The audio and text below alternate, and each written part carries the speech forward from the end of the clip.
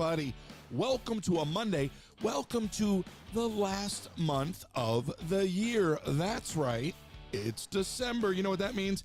Christmas is around the corner. We just had a little Thanksgiving. Welcome to a Monday. Good morning, everybody. Hey now. Hey now. Hey now. Look at you, Ellis. Hey now, indeed. 253-263-1540. Good morning, everybody. We've got a lot to talk about. We've got a lot of Disney stuff to unpack, all right, and some stuff in the news to chat about. We're going to take your calls, 253-263-1540. Hey now. Listen, Ellis, one was enough. But maybe just settle Hey down. now, hey Ellis, please. Good morning, everybody. God, I'm trying to start the show, and this guy's already off to the races. Good morning, everybody. 253-263-1540. I assume we're live on YouTube. I think we're live on TikTok because I'm looking at it. Little adjustment there on the fly. Good morning.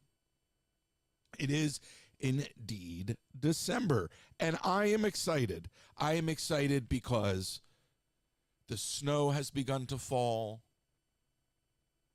The fires are beginning to crackle. The temperatures are beginning to rise. And in many ways, it's all about to freeze over, if you understand what I'm saying. And I'm kind of kidding, but I'm not. But listen, the end of the year is kind of an interesting thing because you get an opportunity to reflect on where the last year has taken us and the storms we have weathered in more ways than one. And going into this next year is going to be very interesting, to say the least. But I do enjoy the holidays as much as I don't buy into the commercialization of the holidays. I really do. I love, love, love Christmas. Like, I love it. I love it, and I love it just because the spirit of Christmas, the energy, the music, the lights, all of it. And I had these lights. Right? I had these really smart Christmas lights, and I got them on a project. And so I was sitting on them. They're brand new. They're great. They're smart. Okay. And you plug them in and your phone knows where they are. And then your phone does the whole thing. And it's great. So I'm a Jewish kid from Bucks County, Pennsylvania. I've never done Christmas lights in my life. So after the radio show last week, I decided to go out front, and it's a big ball of Christmas lights. So I start to unravel these Christmas lights out the sidewalk. I don't know what the neighbors thought I was doing. So I'm standing out there in my shorts. Okay, honestly, I look like a 65-year-old man from Boca Raton. And I'm rolling out these Christmas lights, and then I'm wrapping them around. I'm like, oh my gosh, when does it ever end? Wrapping them around. I'm like, it's so much easier to be Jewish. It's 8 candles on menorah, one a night, and you're out. Wrapping them around. I'm like, thank God my parents raised me Jewish. Oh my God. Wrapping them around. The sweat is dripping. My eyes are burning. Finally, I'm done. I plug them in. They light up, but they're not like programmed. They're just, so I got to sync them to the phone. I go to sync them to the phone. The lights turn off. They never turn on again. The lights haven't turned on since. The box is blinking. I don't know how you do it. I don't know how y'all do it. I don't know. So I'm sticking to the menorah. I'm going to get an electric menorah. Maybe I'll swap out the traditional orange bulbs for green and red. But I got the Christmas lights. They're up. But and now I'm like, I got to do firmware on my Christmas lights. Oy vey Izmir. So enough of that. I mean, really, I was so excited. I thought, I'm going to have Christmas lights. They'll be red. They'll be green. They'll be like maybe even red and white. I'll do like a candy cane thing, and they're wrapped, and I was spacing them, and I was like making it look good. And I was like, okay, 3.5 inches between each thing of lights, each segment, and it's going to be evenly divided because it's got to look good, right? Meanwhile, I look at my neighbors like, that shit is wrapped all over the place. And it looks fantastic when it's lit up at night. During the day, it looks like crap. But I mean, it looks beautiful. Mine, they're spaced evenly, but at night it's the dark abyss. You see nothing. There's nothing going on. These the box just blinks. So I don't know. I don't know what to do now. I'm not going to go to Walmart and go buy Christmas lights now. Now I'm invested. So I don't know. So I tried. I didn't even expect to tell you about that, but here we are. And last night Last night. Thank you. Great effort on TikTok, on Live Fest and all that. But look, I love the support. I really do. But what it's doing these days is essentially subsidizing this endeavor, and going to the parks as much as I love it. The more and more I do it, I mean, I'm like, oh my gosh, how did I do this? And maybe part of it is because I've done it for so long. I'm in line for Tower, and the people behind me are whispering about me streaming on TikTok, right? Which is giving me mad anxiety, all right? And I don't usually talk about my anxiety to any real extent, but like I get it. I used to get way worse anxiety, but I get anxiety. So I'm standing in line, and the girls behind me like, oh, it'd be really cool to stream TikTok in the park. That'd be really cool to run the park all day, right? And then I'm like up at getting on the ride, and then there's like, oh, I'm in the line next to you in the chat. And I'm like, oh my God, I can't even go to the park anymore. And I'm not complaining. I'm thankful. It's Thanksgiving. I'm thankful. But I'm like, oh my gosh, behind me, in front of me, like I can't go. I gotta go to Japan. I gotta go to Tokyo. I somehow and like I'm in the park for 2 hours, and it's like behind me, in front of me, and because they can see your screen, and I put a privacy screen on a long time ago so people can't look over my shoulder. But what people like to do, and I'm not even saying they know the account or myself or anything. What I'm saying is they see that you're live, right? And then it's like a game, and it's like, oh, let's go fight it. I hear like the girl behind me, like to our friend, like, oh, are you gonna find it? Are you looking? I'm looking. Just look for the trees. I'm like, oh my God, get me out of this, please, get me out of this. Like, how many? I don't need to ride this ride right now. Oh my God. So I love it, but I'm already thinking about like going to Disneyland Paris. And then I saw flights again to Tokyo for as low as like $400 round trip from Los Angeles. So when you look at everything going on in the parks, okay, and also just that, right, the oversaturation component, right, on both sides, the consumer and the producer, it's a bit much. And I'm just being really, really honest about it. I love it. I love Disney World. I love going there. I love streaming it. I love sharing it with my audience. But you know what? I had a heck of a lot of fun on that baking live the other night. Like, I had a lot of fun doing that. And it was something very, very different. And the response was great. And, it just shows. I mean, we were making Jack cookies, so it was on theme. But, I like hanging out with people that want to hang out. Some of the folks that do this thing live, particularly on the TikTok side of things, that I've gotten to know, have a much more variety stream than I've had over the last 3 years. And I really like the variety, And there is something about going to the parks that becomes a little more special the less you do it, particularly when you're answering the same questions all day long. And the frequency and answering the questions and all that is part of the game. But at a certain point, you're like, I want to say more. And for years on the live, I said I wanted to be unfiltered. I wanted to share my thoughts. Here we are. 253-263-1540. And along those lines, how's this for a segue? I decided to share my thoughts on the $10 cookie. And oh my gosh, you would have thought that I launched a nuclear missile on the Walt Disney Corporation.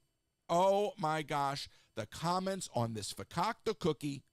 First of all, there's nothing I love more than people who think that they know what's true and what's not from behind the screen.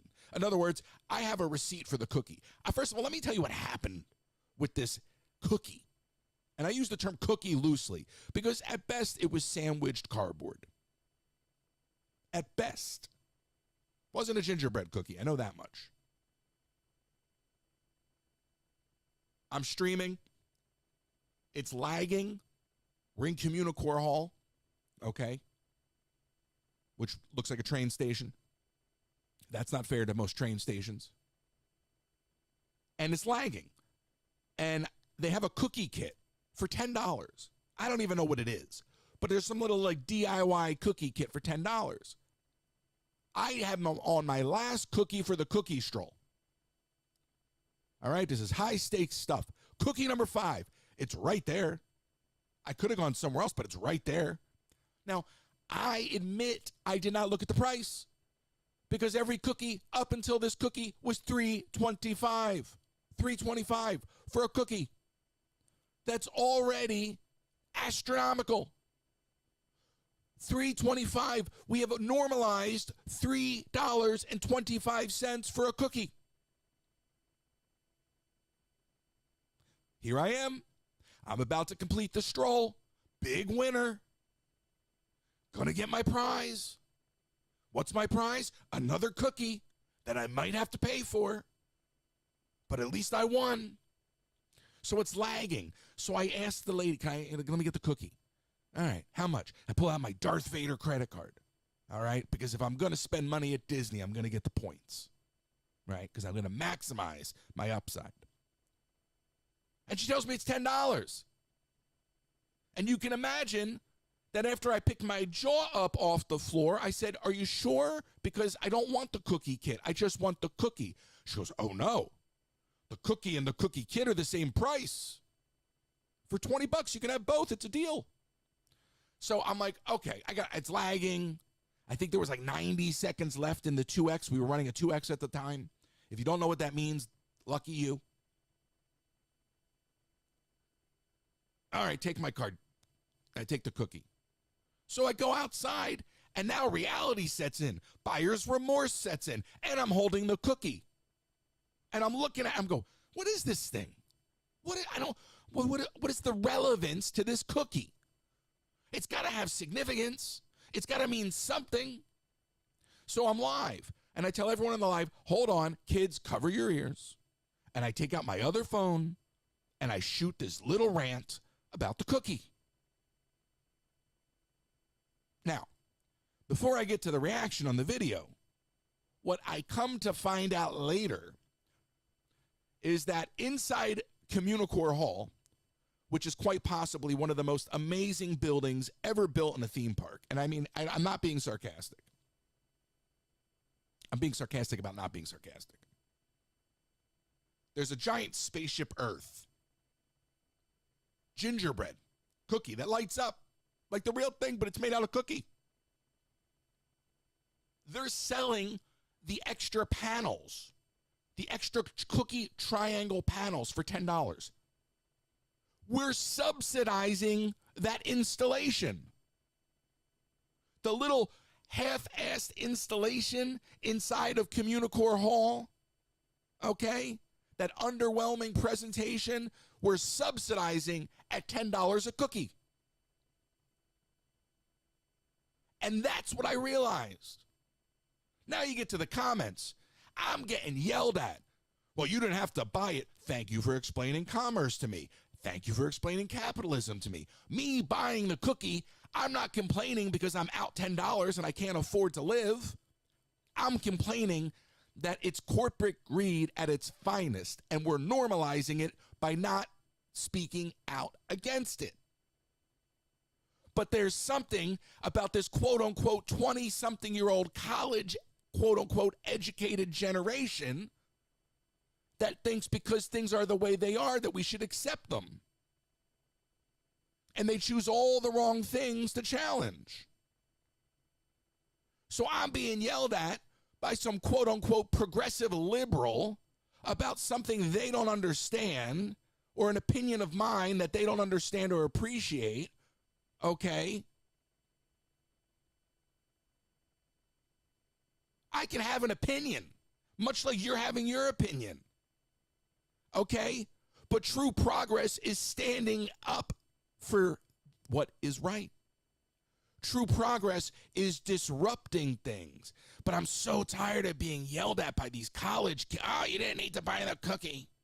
And like, by the way, they got like magical Mallory or whatever in their name, or skippity bippity boppity Bill. Like they're just, it's just like, shut up. Like, I love Disney. I love Disney. I love Disney. But imagine if you had the kind of love and unblinded passion, like blinded passion, for another company, the way some of y'all have for Disney. Like these apologists, they love Disney. They love Disney. Disney can do no wrong. Disney can do no wrong. And I love Disney. but it's a giant corporation trying to make money. And if you were to replace the name Disney with something else, it would sound pretty absurd the way some people worship the company. And I adore the company, but I adore the company. You see? I don't worship the brand. I adore the company. So my opinions are based off of what I think may or may not be good decisions for said company. But there's a type of person out there that is addicted to the brand that says, hey, Disney's selling a $10 cookie. You don't have to buy it. Yeah, I know I don't have to buy it. But I also don't have to accept that that's okay. Just because something can be done doesn't mean it should be. Clearly, you're too young to have seen Jurassic Park.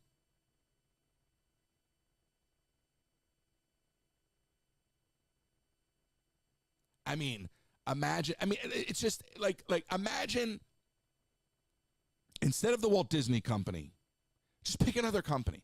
Just pick any other company. Just pick any other company, not an entertainment company, that decides to build a theme park. I don't know. Crisco. Crisco does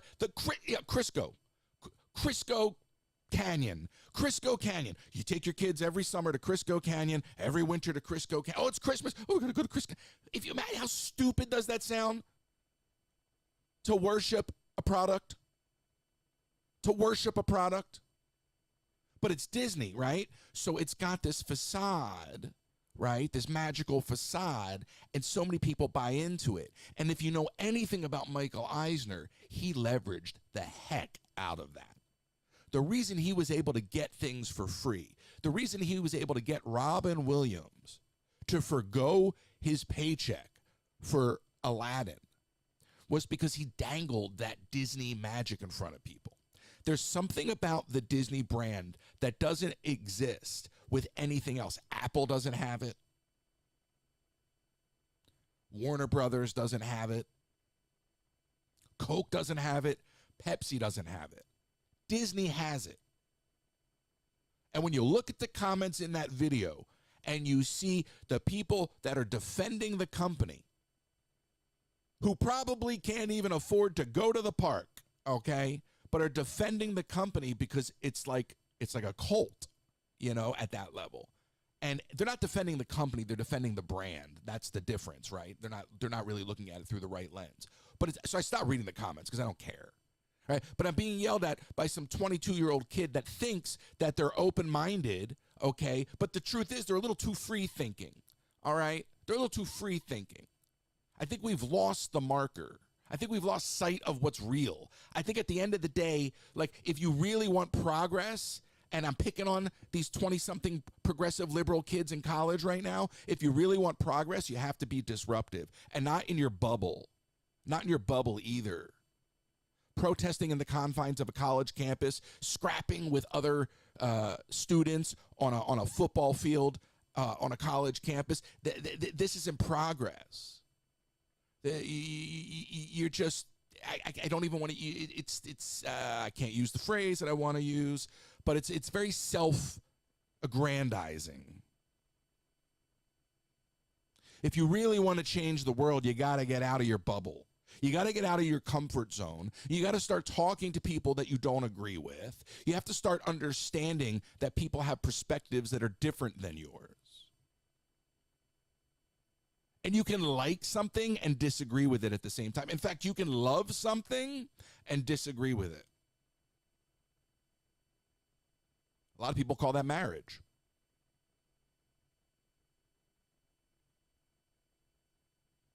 (253-263-1540). 253-263-1540. Give me a call.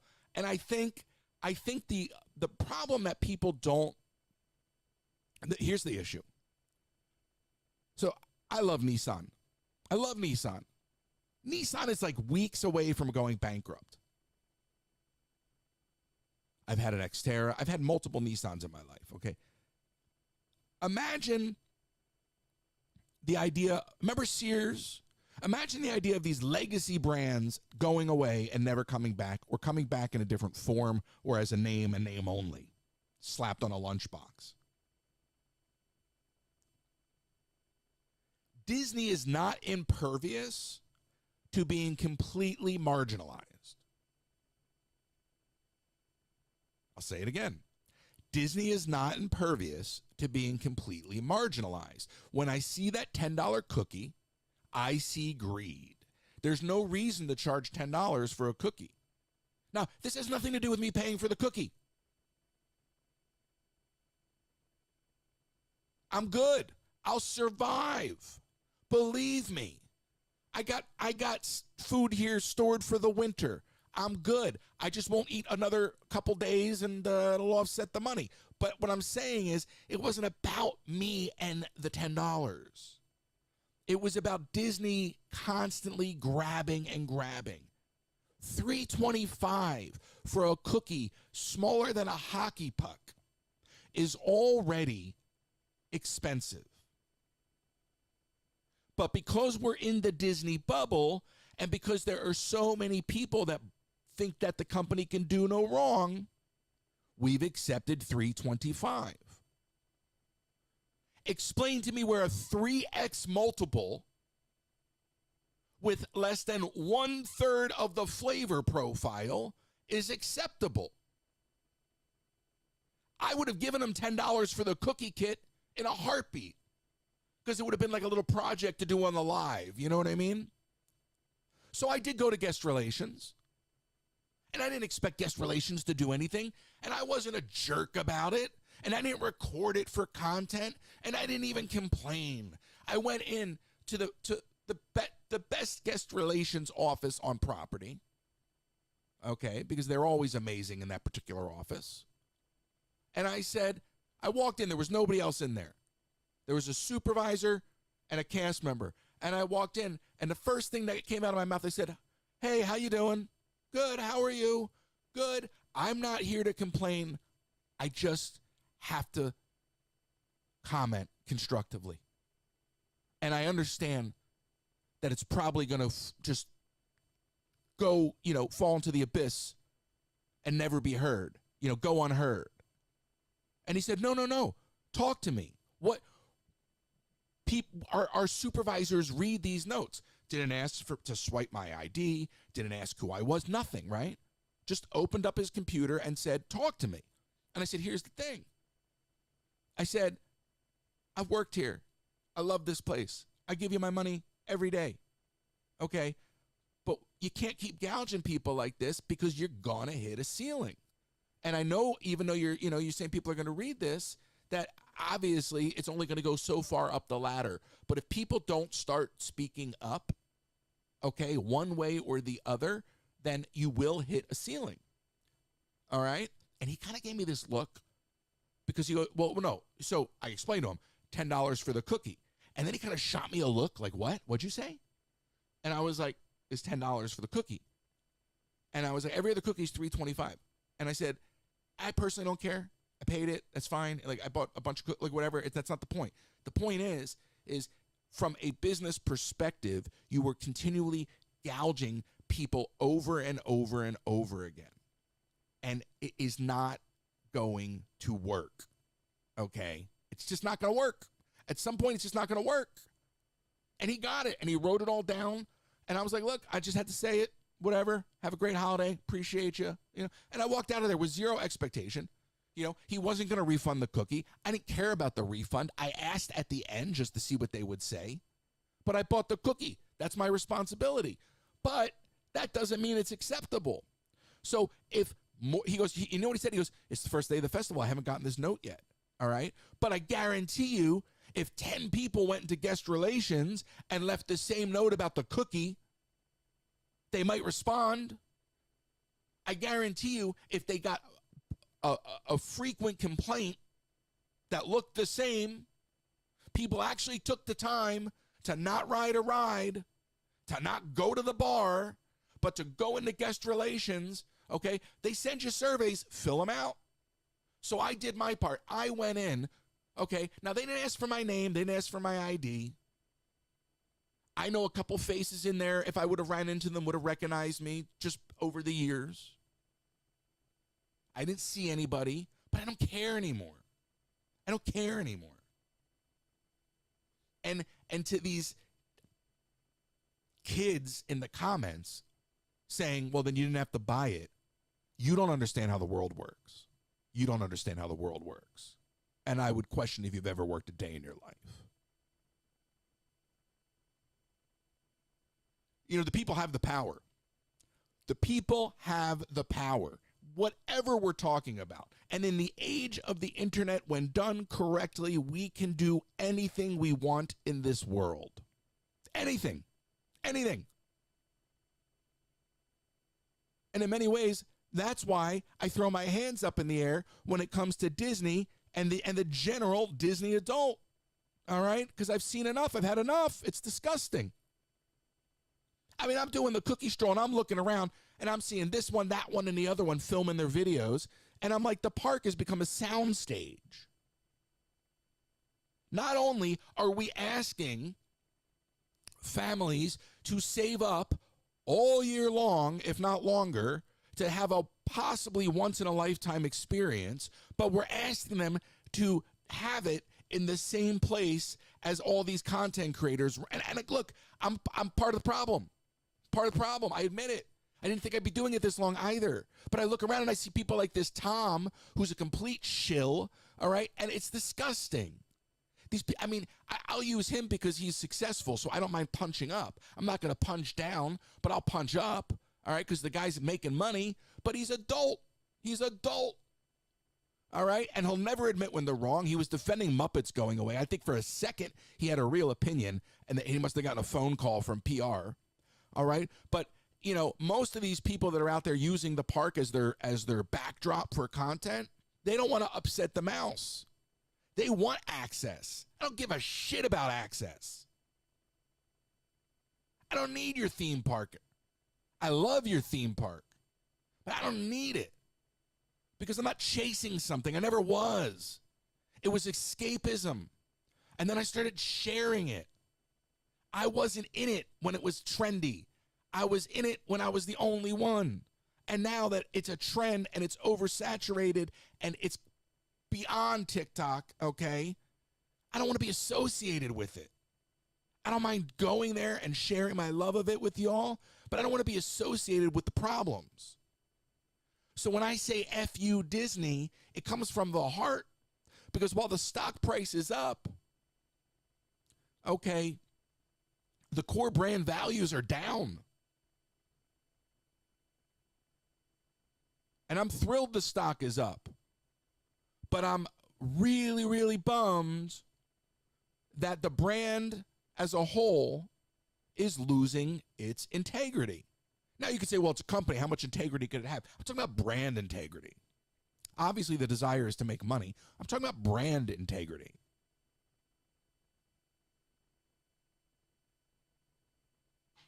Thematic integrity. You know that Haunted Mansion gift shop in Disneyland?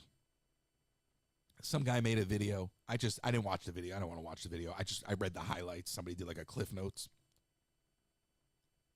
And he's right. Everything that I read that he said is right. If he said it, because I'm reading somebody else's, take on it. But nothing he said is bold. In other words, these are core concepts. A true lover and understander of the brand understands why these little things all add up to a massive problem for the company. $10 for a cookie. $8,000 for a vacation. You laugh, but you can draw a straight line. Everything across the board. Gouging, gouging, gouging. Giving less, taking more. It's not acceptable. It also has nothing to do with my love of Walt Disney and the brand that he built. But I love, I love both the brand and the company. And I just think some people don't understand that there's both a brand and a company there. And some people are just so addicted and obsessed to the brand that they think that the company can do no wrong. And it's like, you can separate them and you can lump them together and you can kind of play it whichever way you want. But at the end of the day, it is the brand that makes the company. You see?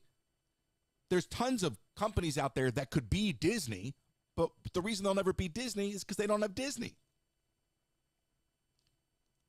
It's the name. It's the legacy of the man. It's the vision of the man. And you don't have that at Comcast, NBC, Universal. It doesn't really roll off the tongue the same way as Disney.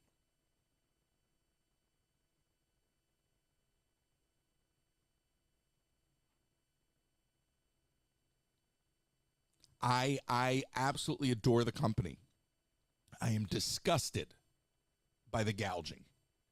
And you say, well, then don't go. All right, well, then I won't go. But then people will complain that I'm not going. So what do? You do a little bit of everything. Moderation, key theme. Moderation. 253-263-1540. Give me a call. I hear stories. I get messages of people saying, listen, we're going this year, but we're not doing the party. We're going this year. We're staying off property. We're going this year. We may not make it back for a while.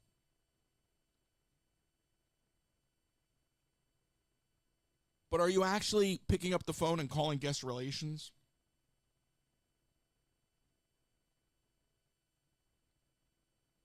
I posted a video I never in a million years would have posted. Okay. And the only reason I posted the video is because I threw my hands up in the air. What else is there to do? So I walk in, I file my little complaint. It doesn't mean anything. But like I said, if 10 of us did it, if just 10 of us did it, that would grab their attention. Whether they choose to respond is a different story. But if we just keep sitting here yelling and talking and not actually acting, action, then we're the fools, right? So when I see comments like, imagine buying a $10 cookie and then complaining about it. Yeah, imagine commenting about what I choose to do with my money and then how I choose to represent my thoughts on it. Like imagine you commenting on my commentary. One would almost suggest that I have the higher ground. Love the company, hate the gouging. Love the company, hate the gouging. You can separate the brand from the company when you need to. You can lump them back together when you want to. But for so many that are purely addicted to Disney, that Disney can do no wrong, and your best defense is, well, you don't have to go. Okay.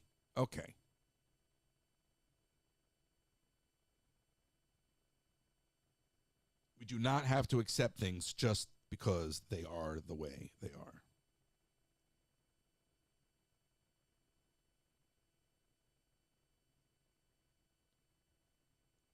Yeah, I'm looking here on my notes. So there's a comment from Tom.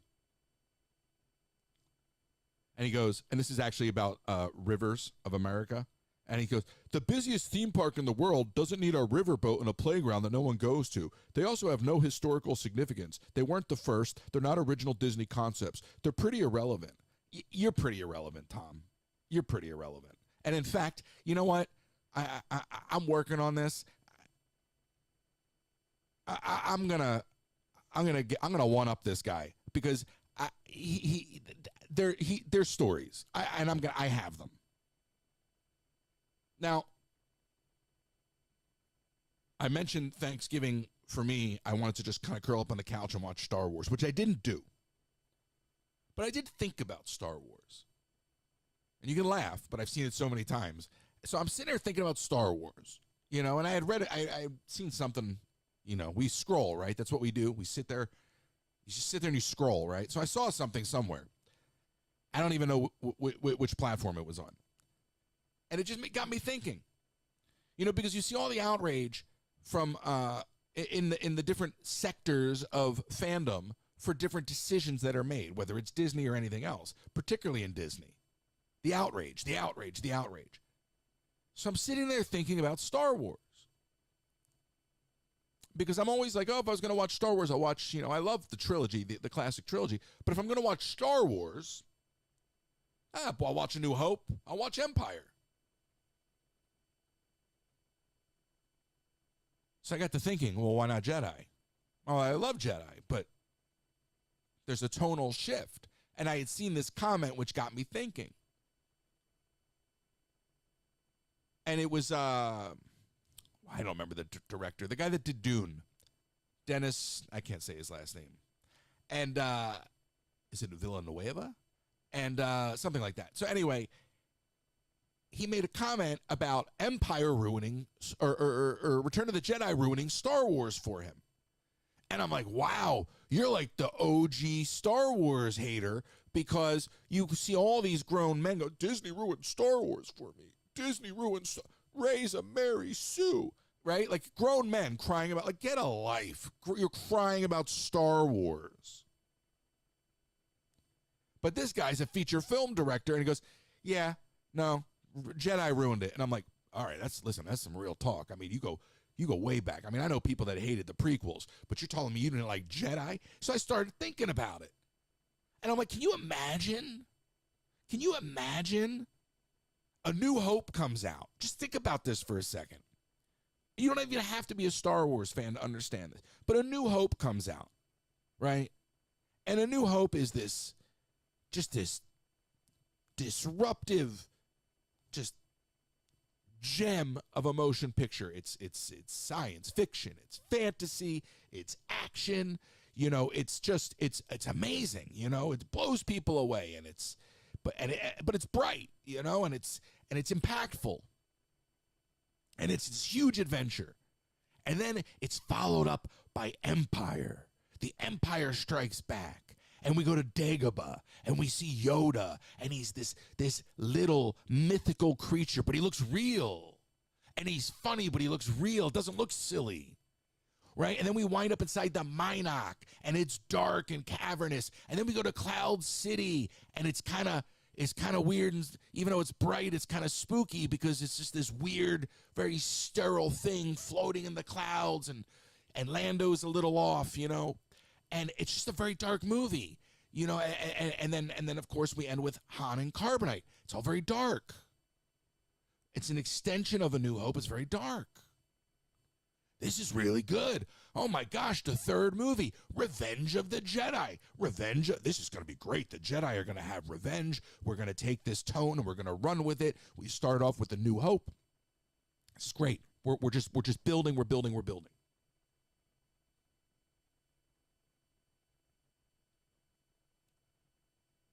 Revenge becomes Return.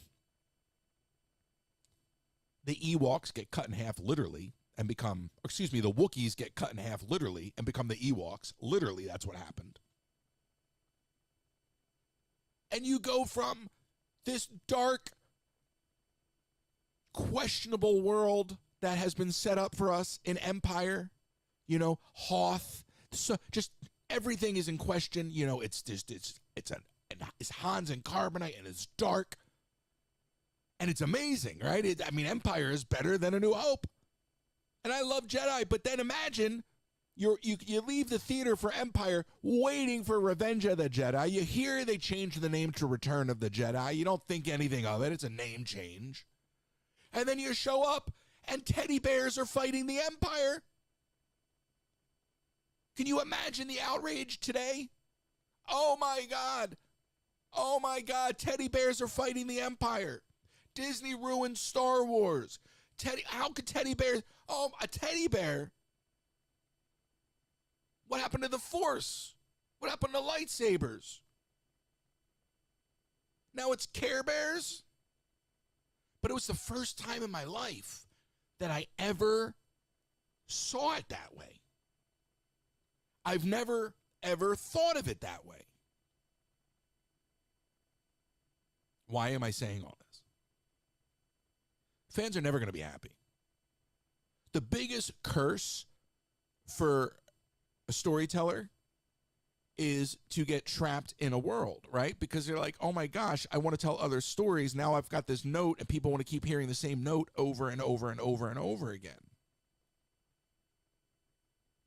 And if you deviate too far, people get upset because they're emotionally invested.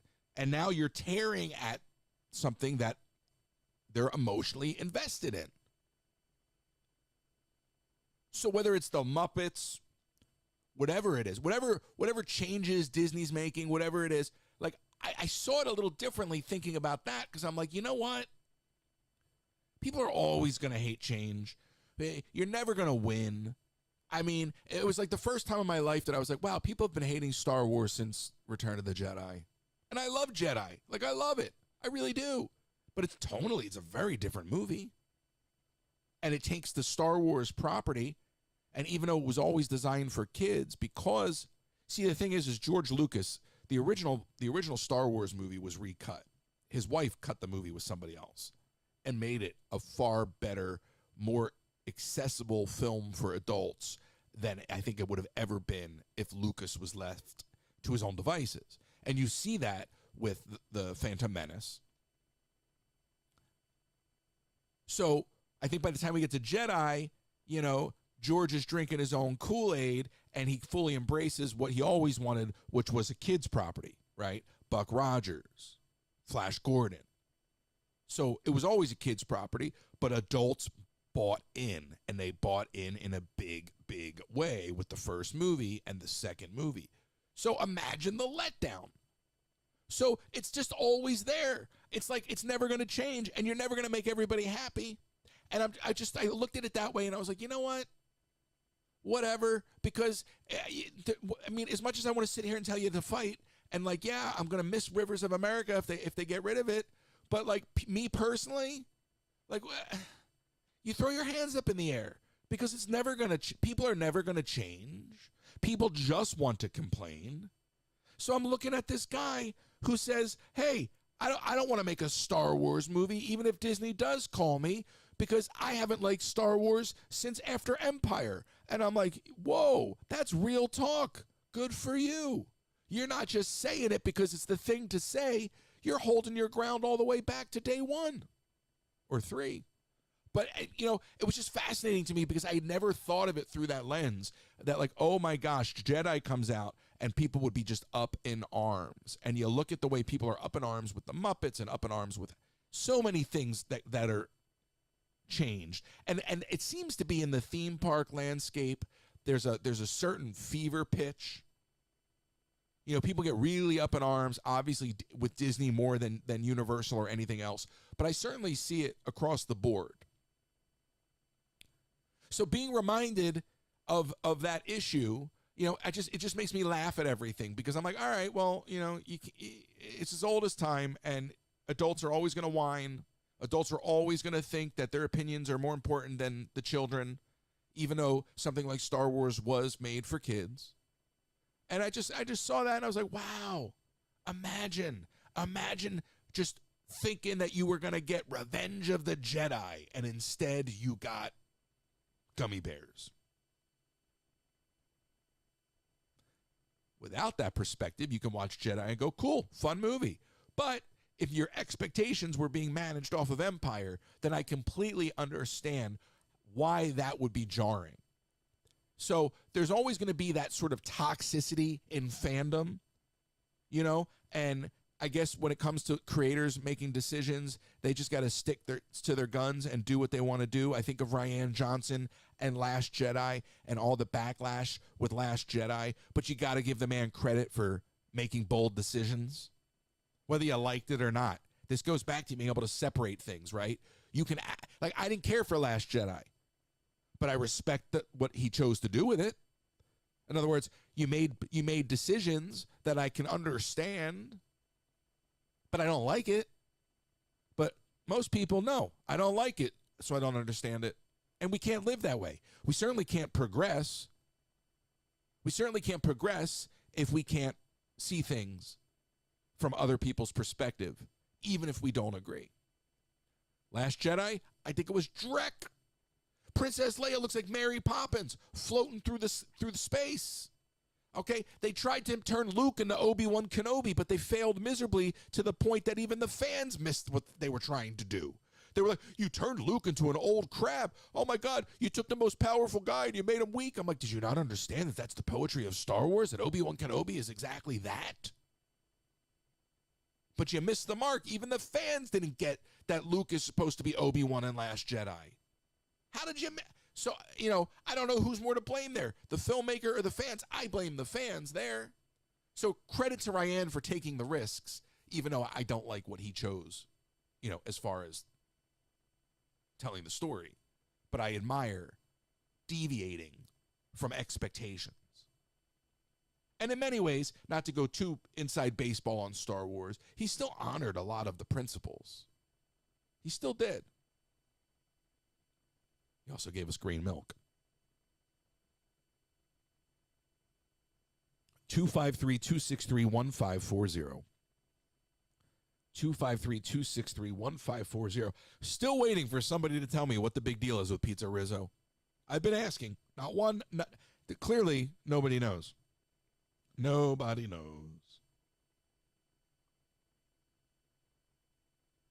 So, speaking of Star Wars and all that, it was Eisner who introduced Star Wars into the parks. And he did it, man. You want to talk, so Eisner was a really savvy business guy. When Eisner was doing, I think it was the deal for the Dolphin and Swan, he had never done a deal like that before.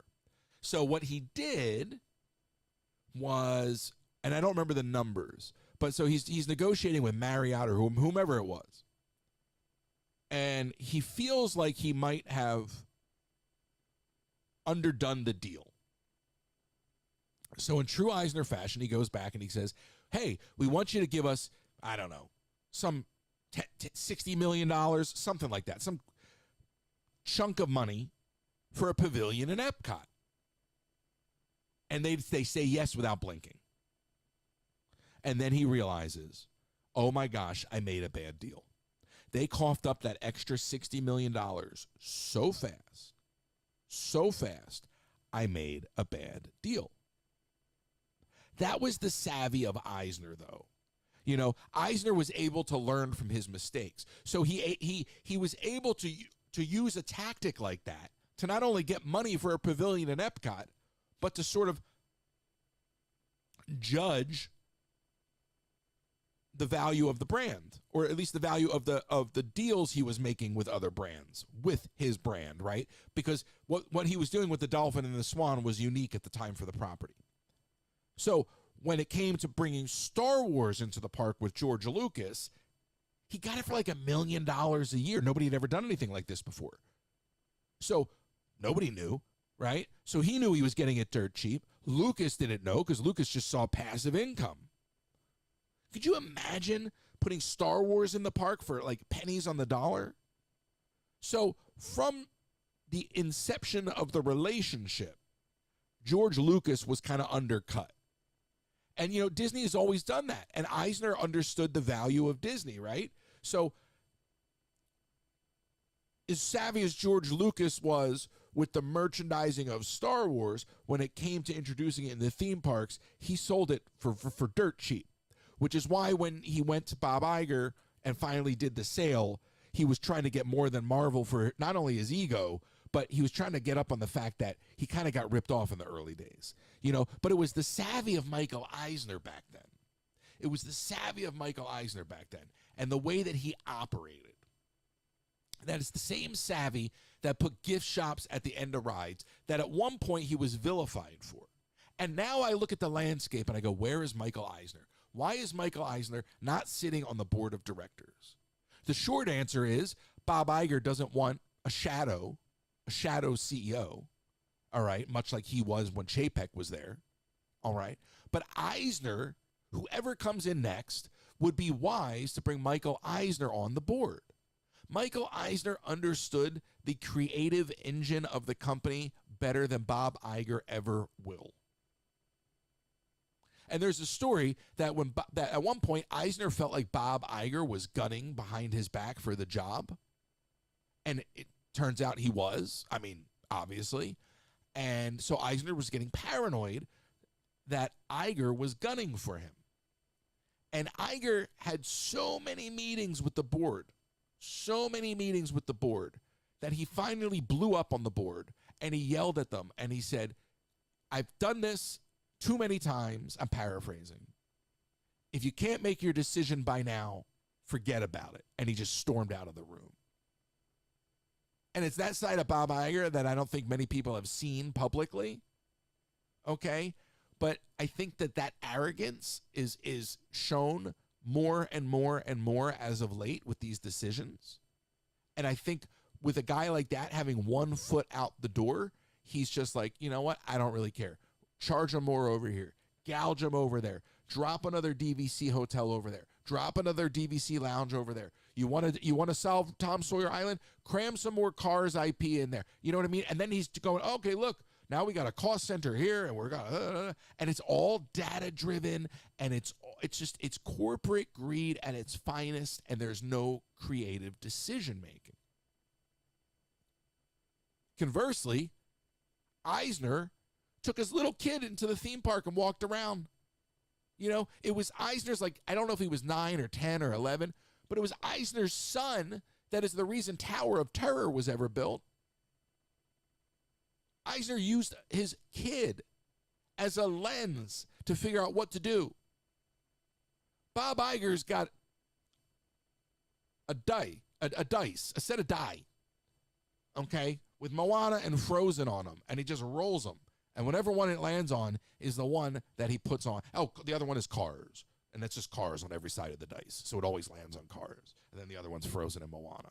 So he takes them together and he rolls them, and it goes Frozen, Cars, Moana, Cars, Cars, Moana, Cars, Frozen, every time.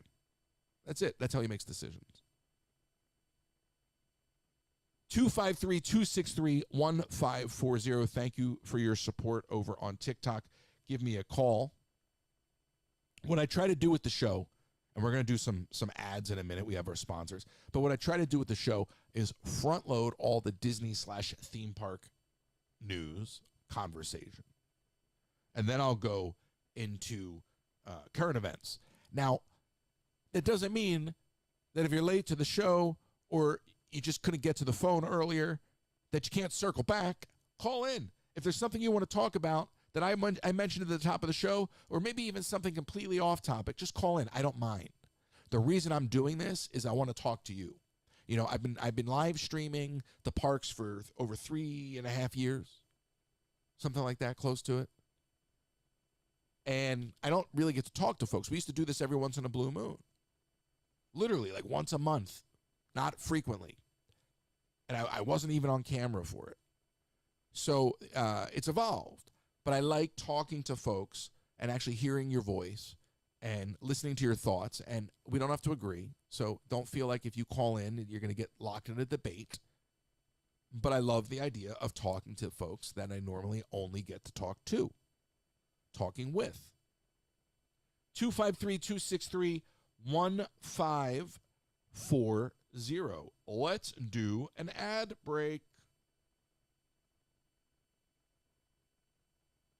Are you ready to spice up your kitchen this holiday season? Pampered Chef has all the goodies, from spatulas and mandolins to amazing pots and pans and knives. Plus, don't miss out on small appliances like the deluxe air fryer and coffee maker to make your holiday cooking a breeze. Reach out to Colleen Herman at pamperedchef.com/PWS/Colleen Herman. Are you on vacation and the unthinkable happens? Have you been injured in an accident? Don't wait. Get the help you deserve when you need it the most at the law offices of Nicole M. Kennedy. They fight for your rights and work tirelessly to get you the compensation you deserve. Call now at 305-213-5438, 305-213-5438 for a free consultation. That's the law office of Nicole M. Kennedy. Last minute shopping from the parks? Looking to ship that package back to your house and not struggle with taking it on the airplane? Call my friends at the UPS store located at 6526 Old Brick Road. That is right behind the Magic Kingdom. they will help you out. And if you're local, they've got P.O. boxes and a notary as well.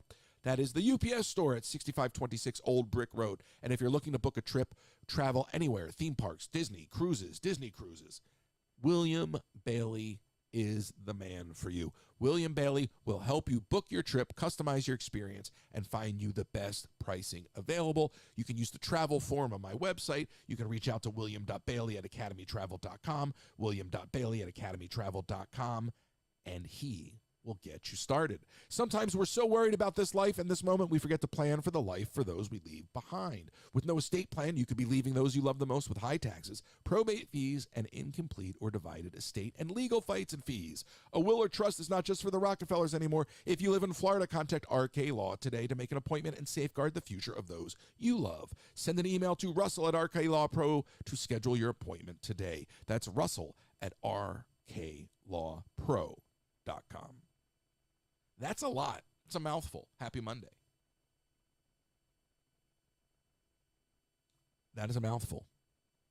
I'm waiting for Ellis to call in because I know he wants to complain about Wicked. I don't know if he's calling in. I sense it. All right. Now,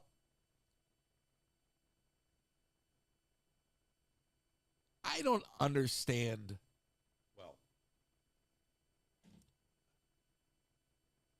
I understand. But it's absurd that somebody would spend, like, what was it, $6.2 million on a banana and call it art? Yeah, $6.2 million for a banana duct taped to a wall. And the guy that bought it is some, like, crypto entrepreneur. And my thing is this.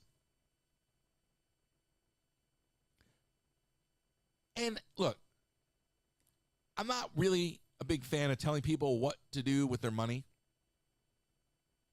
But if you're going to flaunt $6 million for art, and it's not art, it's money laundering.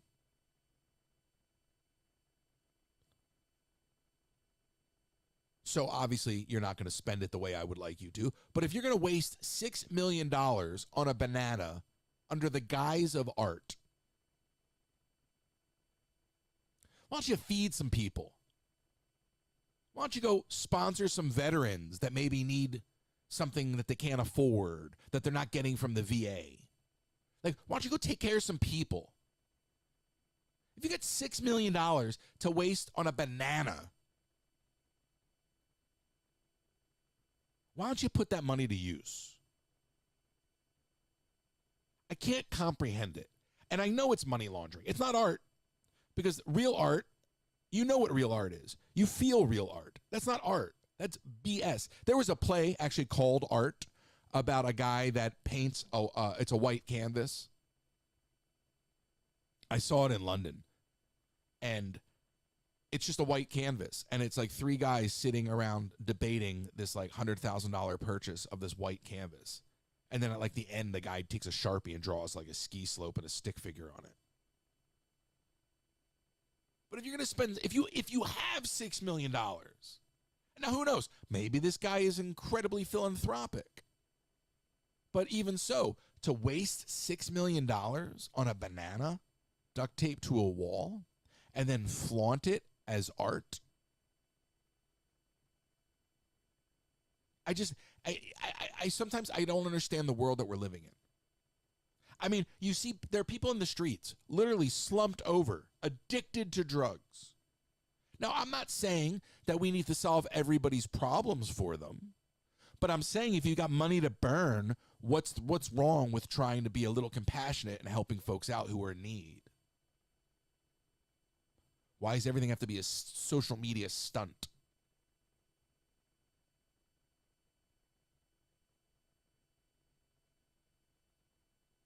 You're on the air. Who's this? Hey, Royce, it's Kat. Hey, how are you?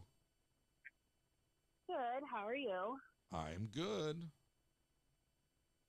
So, I wanted to go back to Muppets for a little bit. Last week, when you were talking about them on your radio show, I got emotional just along with you because, for me, Disney has always been a big part of my life, and so has Muppets. I'm an 80s baby, so I grew up with, Muppets Family Christmas, which is very sad that you cannot find that on any streaming device because I think that that was an amazing movie. I actually was able to watch it on YouTube last night with my daughter. She had no interest. I was so sad. But it's just that. So I grew up going to Disney with my family. My brother is older than I am, so he was about 3 when I started to go to Disney. So of course I don't remember any of that. But my parents, it was the only thing that they ever wanted to do. It was a Disney trip. Never went to the beach. I went to the beach the first time when I was 21 years old, and my friends laughed at me. They're like, "You've never been to the beach?" No, my parents were Disney people. Like, we saved our money, went to Disney. Um, so, it just is very sad to see something like the Muppets ride go because I grew up going on that ride and having that experience with my family. And it's like a little piece of your childhood, it is getting taken away because Disney doesn't know what to do with it and it's not making money for them. So they're just going to reinvent it. And it's just very hard, you know? I get it. And it's also because it's not even that they choose not to make money off of it. It's not that it's not making money for them because it's not like a set it and forget it thing. It's they've had minimal attempts to do something with the brand. And I get it's a bummer that that it's going to go away and it's people's childhood and all that. Mm-hmm. But if you have this brand, if you have this property, why wouldn't you want to monetize it? And my whole thing is if what's sitting there, it's already half built, and if it's already going to be salvaged for another land, why not just extend it and monetize that, and then create Monsters Inc. elsewhere, closer to Toy Story, and try to have a little more thematic integrity? And then it's a win-win. If they don't really want to monetize the Muppets, then why do you own the Muppets? That's just my whole thing. Get rid of them. Right. Well, right. Like you said, they should give it back to the Jim Henson family. So that they can decide, what they want to do with it. And, that's where it belongs. It belongs with them. Yeah, but I'm not going to, managing levels here, but I'm not going to lose sleep over it anymore. It's like, they're just going to continue to make bad decisions, and it's a bummer, but they're going to lose folks, and you're going to have your memories. Right. And at some point, there'll be a leader, there'll be leadership that comes in that has a better understanding of the brand. It doesn't mean they're going to reverse course on things necessarily, but I don't think, look, I don't think it's a forever thing as far as like Disney having kind of lost its way. I do think that if they continue down this path, as I've said before, they will get gobbled up. And that's probably more than likely. Right.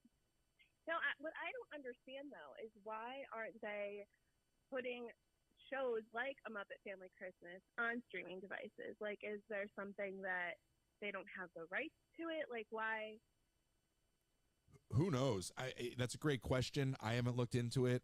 There's a lot of things that get tied up in distribution rights. For the longest, I don't even know like where Indiana Jones sits anymore because the first Indiana Jones movie is Paramount, even though it's produced by Lucas.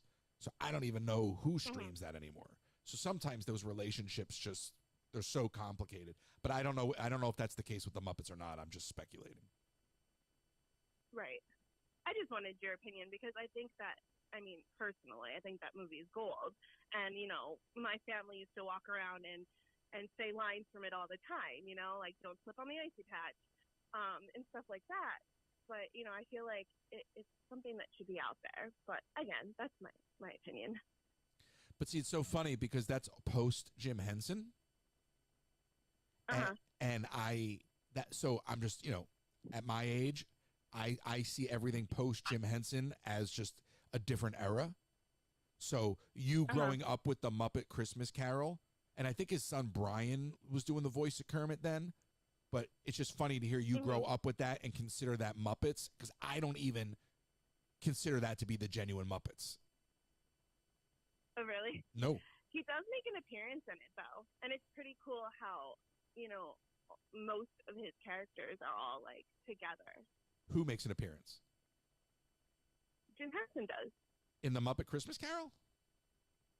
Yeah, he does at the end. But didn't he He's in the die kitchen, before they made and that he's movie, or am I talking to wrong? Crockett. Am I totally wrong? Did he? It was in '87 that it was made. But why did I think that Steve Whitmire does the voice of Kermit in that? I don't know. I'm gonna have to you look need that to up. Watch it now. I don't know. Oh, you know what I'm thinking of? Muppet Treasure Island. How can those are two different things? I don't know. I don't know. That's what I was thinking of. Muppet Treasure Island. But was the Muppet Christmas Carol theatrical? I don't know. I don't know. I think it might have been made for TV. Yeah, But it was that when they makes go sense. to Fozzie Bear's farmhouse, like his farmhouse growing up. Yeah. No, my bad. Right. I was thinking of Muppet Treasure Island because I was thinking of feature films. Uh-huh. So that's where my brain went. Was thinking that Christmas Carol was the first feature film post Jim Henson. I take that back. Right. I take that back. I apologize. But yeah, Muppet Treasure Island for me is like post. I don't count that.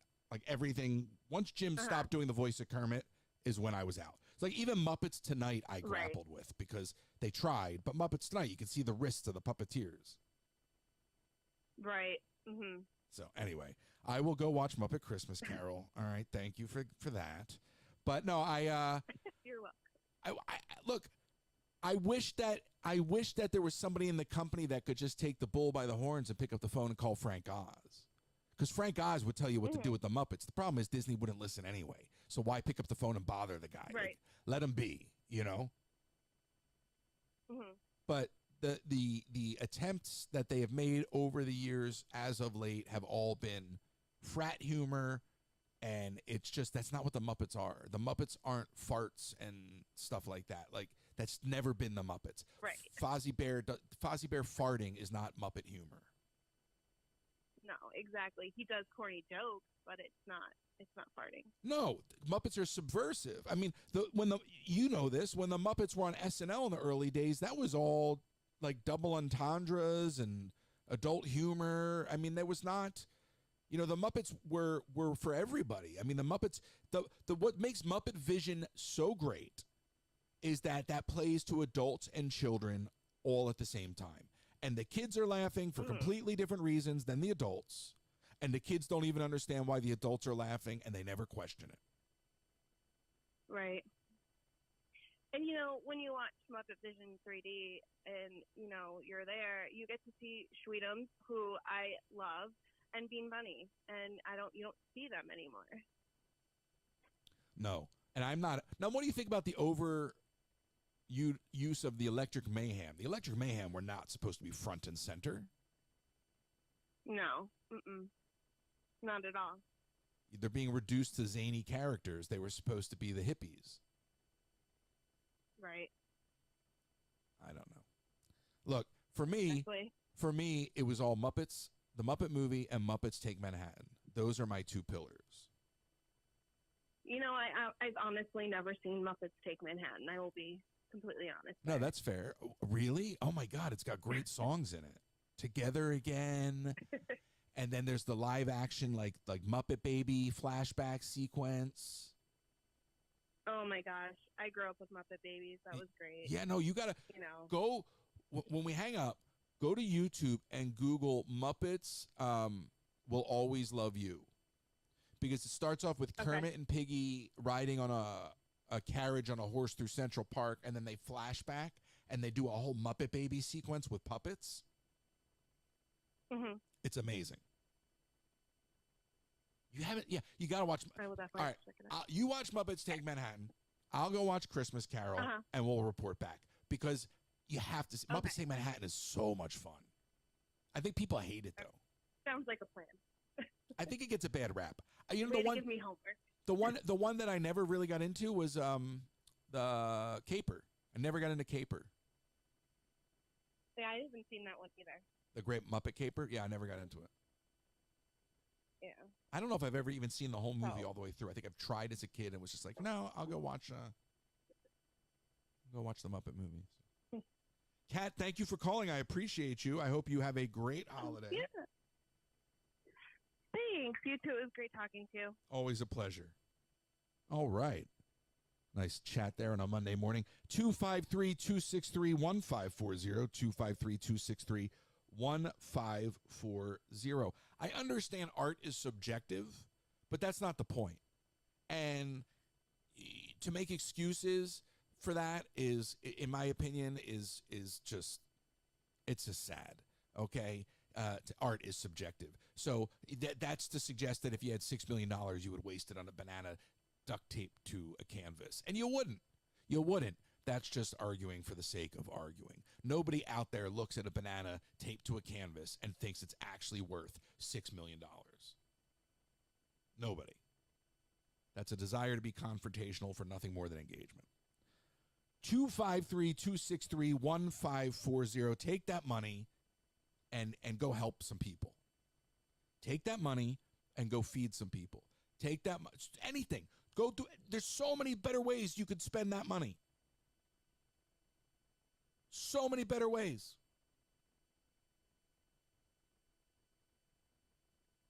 But we'll make excuses. And the people that will make the most excuses for that are the ones that deem themselves progressive. That's my biggest gripe with the term progressive. It actually doesn't mean progressive at all. It means progressive for me. That's why it's so important to pull people back to the center. Lenny Bruce said it best. Lenny Bruce was ahead of his time. Now, all right. I saw this story about this guy who, I think he was brain dead or he OD'd. So he ODs and they go to put him into surgery to take his organs out because he's an organ donor. And it turns out that he's still alive, but he's like brain dead or something. And they were trying to push forward with it, but the body was still moving. So here's this gentleman who ODs, and they're like, even though he's not completely dead, they're like attempting to harvest his organs. And I always said I never wanted to be an organ donor because I always figured that something like that was going on. And that is just like one of those things I'm completely like fearful of. And I don't fear many, but I'm like, so whatever the deal was there, and this guy's like, he's alive, but he's like, sadly, this seems like he's like a vegetable, but they go to pull his teeth out and he's moving, he's reacting.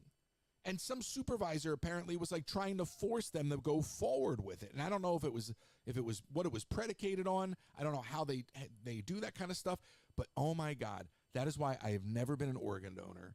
And I know it's completely irrational fear, but then I saw that story and I felt so validated. Even though it's like a one-off, I'm sure, but I felt so, like, as horrible and horrific as it is, I felt so validated because I was always like, oh my God, could you imagine? So, no, I will never be an organ donor. No.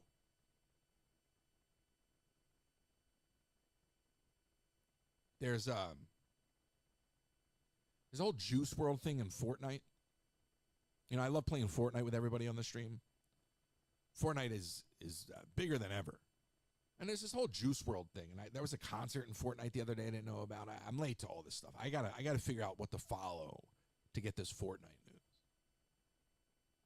What I didn't know is that also, IRL, in real life, there was a Juice World Festival. A Juice World Festival. And they trot out this poor guy. What is his name? They trot out this poor guy, Dave Blunt. I had no idea who this guy was. No, I didn't know this guy existed. I never heard his name before. All I see is this video of this guy. Does anybody remember Lenny from like back in the day of like, I think it was like Maury Povich or Donahue? Lenny was like the big guy that couldn't leave his house. And Lenny was so huge that they had to put Lenny on like a U-Haul. All right? They had to take a wall out of Lenny's house to move Lenny. This poor guy is being rolled up on stage, okay? And I'm not even trying to make a joke, all right? And he's got an oxygen tank. And I'm like, what are we doing? I mean, this is voyeurism at its worst. I mean, this man is dying in front of everybody, and they're trotting him out on stage like a prop. The only person that I heard, and again, in the confines of what I'm looking at, so I'm sure there were other people chiming in, but I guess Snoop Dogg spoke up, and this guy kind of shot back at him because Snoop Dogg told him to take care of himself. Never heard of this guy in a million years. Didn't know who he was until I saw the video of them rolling this guy out up onto the stage. And he's not, whatever he's doing, rapping, singing, whatever he's doing, it's not good. So let's not pretend like it's good. You're all enabling this poor guy. And then he's going to wind up dead, and everyone's going to be like, oh my God, how horrible. Well, you're enabling the poor man. Remember Amy Winehouse? Everybody enabled her. Now, I don't know this guy. Maybe he's talented. I didn't see any signs of that in the video from the other night. But Amy Winehouse was just an incredible, incredible talent. And everybody enabled her. It was the early days of social media. She'd have these wacky clips of her and was it Blake or whatever his name was? I don't remember his name. Blakey, whatever. And then like the thing with the mice. I mean, and everybody enabled her. And I just look at this. It's a stadium filled with people honoring the death of a rapper that overdosed, trotting out a morbidly obese man to perform for them. You tell me what's wrong with that picture, other than everything.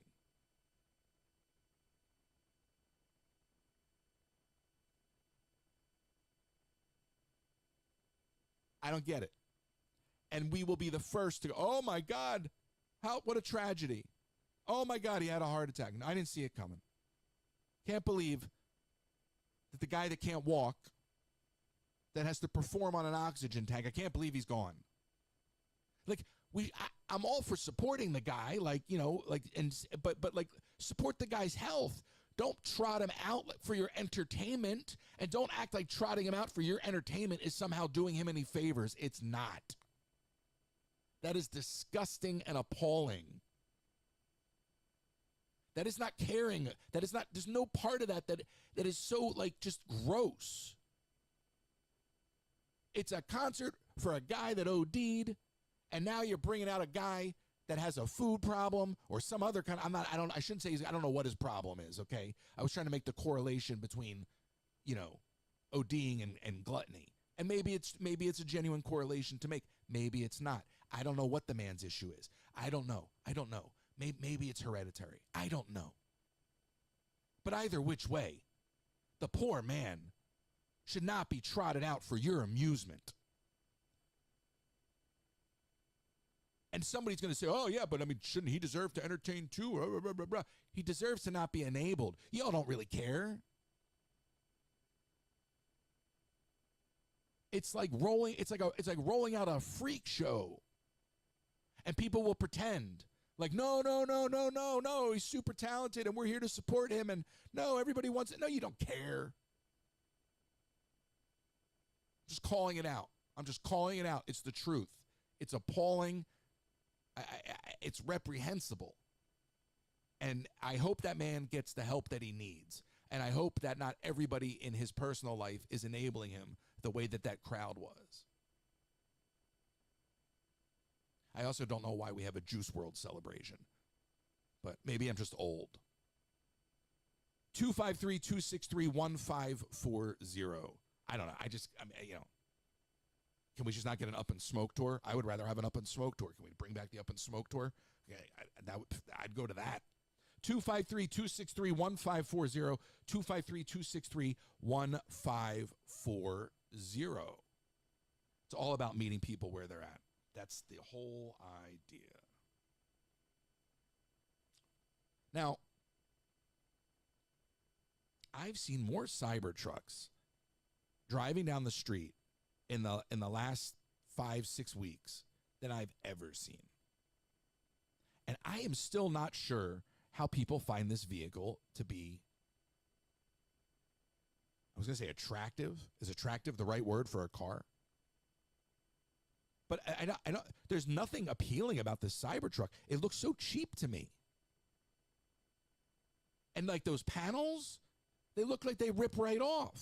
And I've seen videos where people are ripping them off and they look like they're just liquid nails on, like it's just like an S of liquid nails.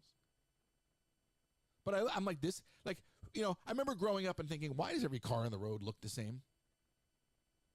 You know, being a little kid, why does every car on the road look the same? How come they don't design any cars that look different? Then they design a car that looks different and it looks horrible. I mean, the Cybertruck looks like a Lego piece on wheels. It's ugly and it's cheap and I don't get it. And I just, you know, I'm not a fan of Elon Musk. Kenzie and I were talking about Elon Musk on the podcast yesterday.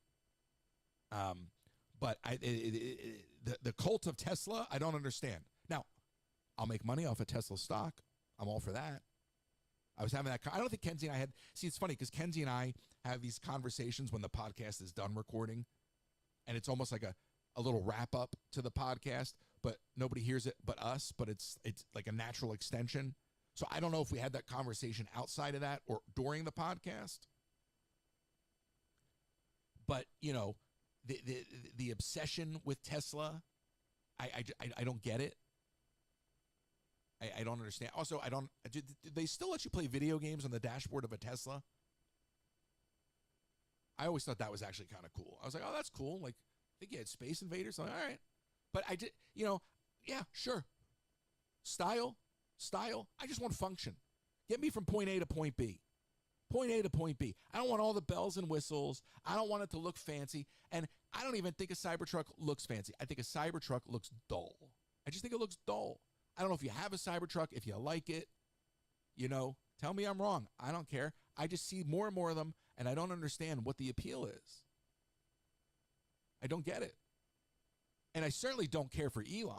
Like I said, the Tesla stock, let me tell you something. Anybody can make money off that Tesla stock these days. Go look at the charts. Anybody can make money off the Tesla stock. Go look at the charts. You can just, there's money to be made because Tesla goes down and Tesla goes up and Tesla goes down and Tesla goes up. You can just sit there and make money on Tesla all day long if you have the time. But I don't like Elon. And he's so weird. He's everywhere. Like, is he going to be in the White House? I don't want him in the White. I don't want Elon in the White House.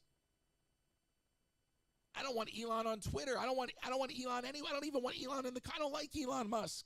I never liked Elon Musk. What did other than PayPal, which, you know, how great of a product is that? Although they did solve an interesting problem with PayPal in the early days. But, I mean, he wasn't the only guy. He didn't found Tesla. He's not a founder of Twitter. Richest man in the world. Biggest child. I mean, I don't want that guy anywhere near the White House.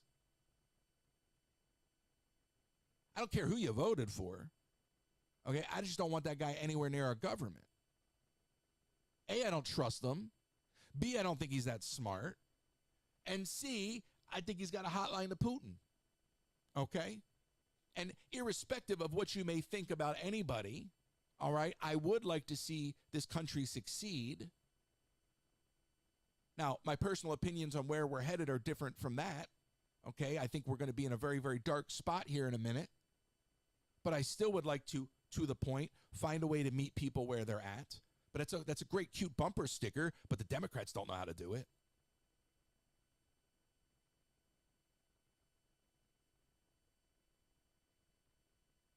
So I do want, you know, the same thing that everybody else wants. And the only way we're going to get that is to hope that this is to hope that this incoming administration is successful. Now, I personally think it's going to be disastrous, but again, let's separate the thoughts. What I would like is for something to go right. What I expect is for everything to go wrong. But us vilifying each other individually, that's not going to help.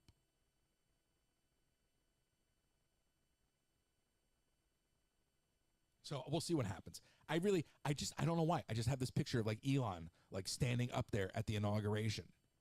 You got a Bible for me too? I never liked Elon Musk. I don't trust him. And just look at the way he carries himself. It tells you everything you need to know. The things he chooses to say on Twitter, it just shows you where the man's mind is at, you know? And I don't care who we're talking about in terms of the office of the presidency. I don't want Elon Musk, let alone any tech billionaire, in the ear of our administration. Now, there's all that big money there anyway, but like Elon is just overt about it. He's just open, like it's just weird. He's like he doesn't leave. He's like the party was over days ago. You're still here. Go home. Everybody left. Why are you still here? You got anything to eat? The fridge is empty.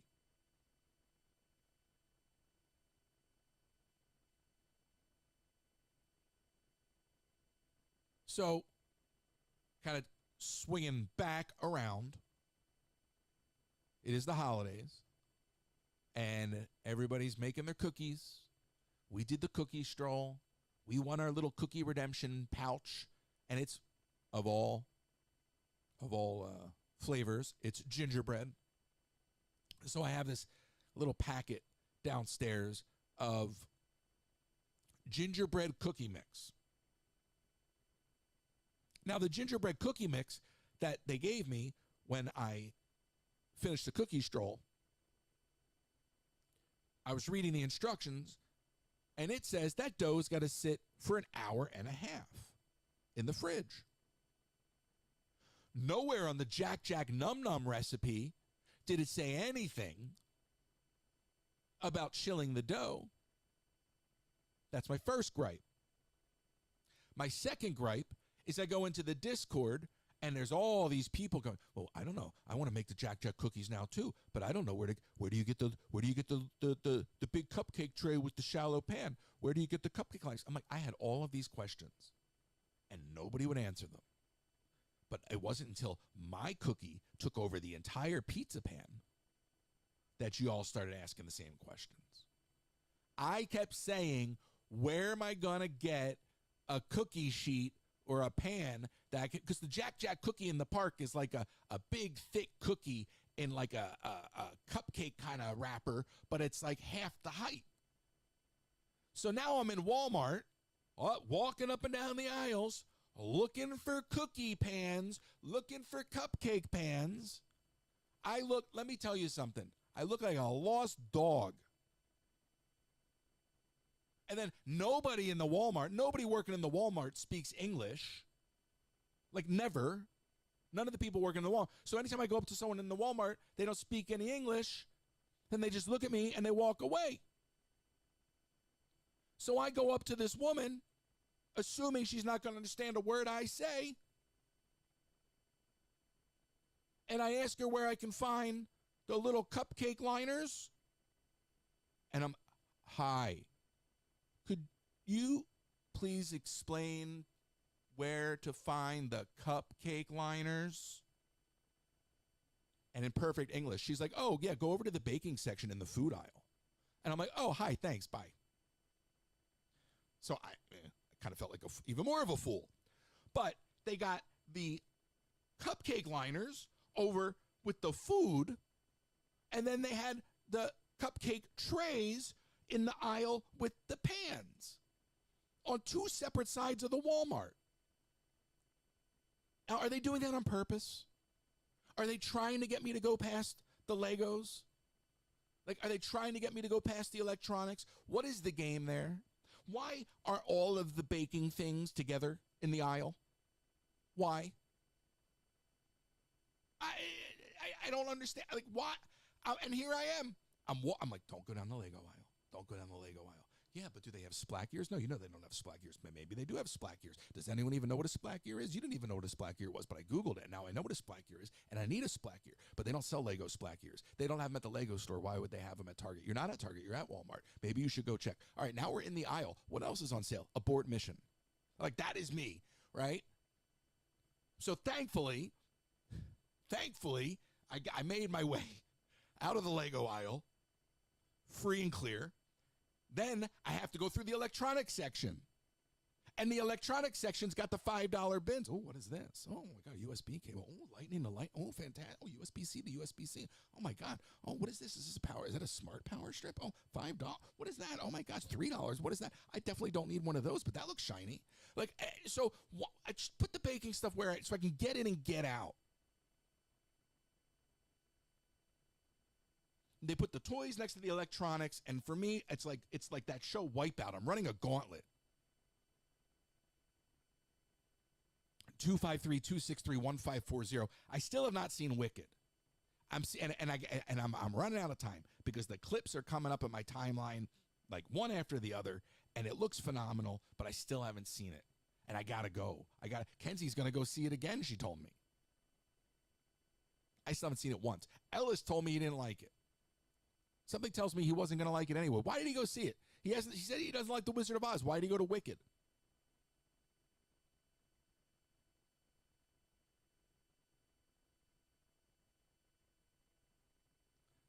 So we're going to TikTok headquarters. We did our best with Live Fest. But we're going to TikTok. TikTok, I say we. I'm not streaming headquarters. But one of my goals in going to TikTok headquarters in New York is to talk to them about what we're doing right here. I know that TikTok is trying to get more into podcasting and all of this.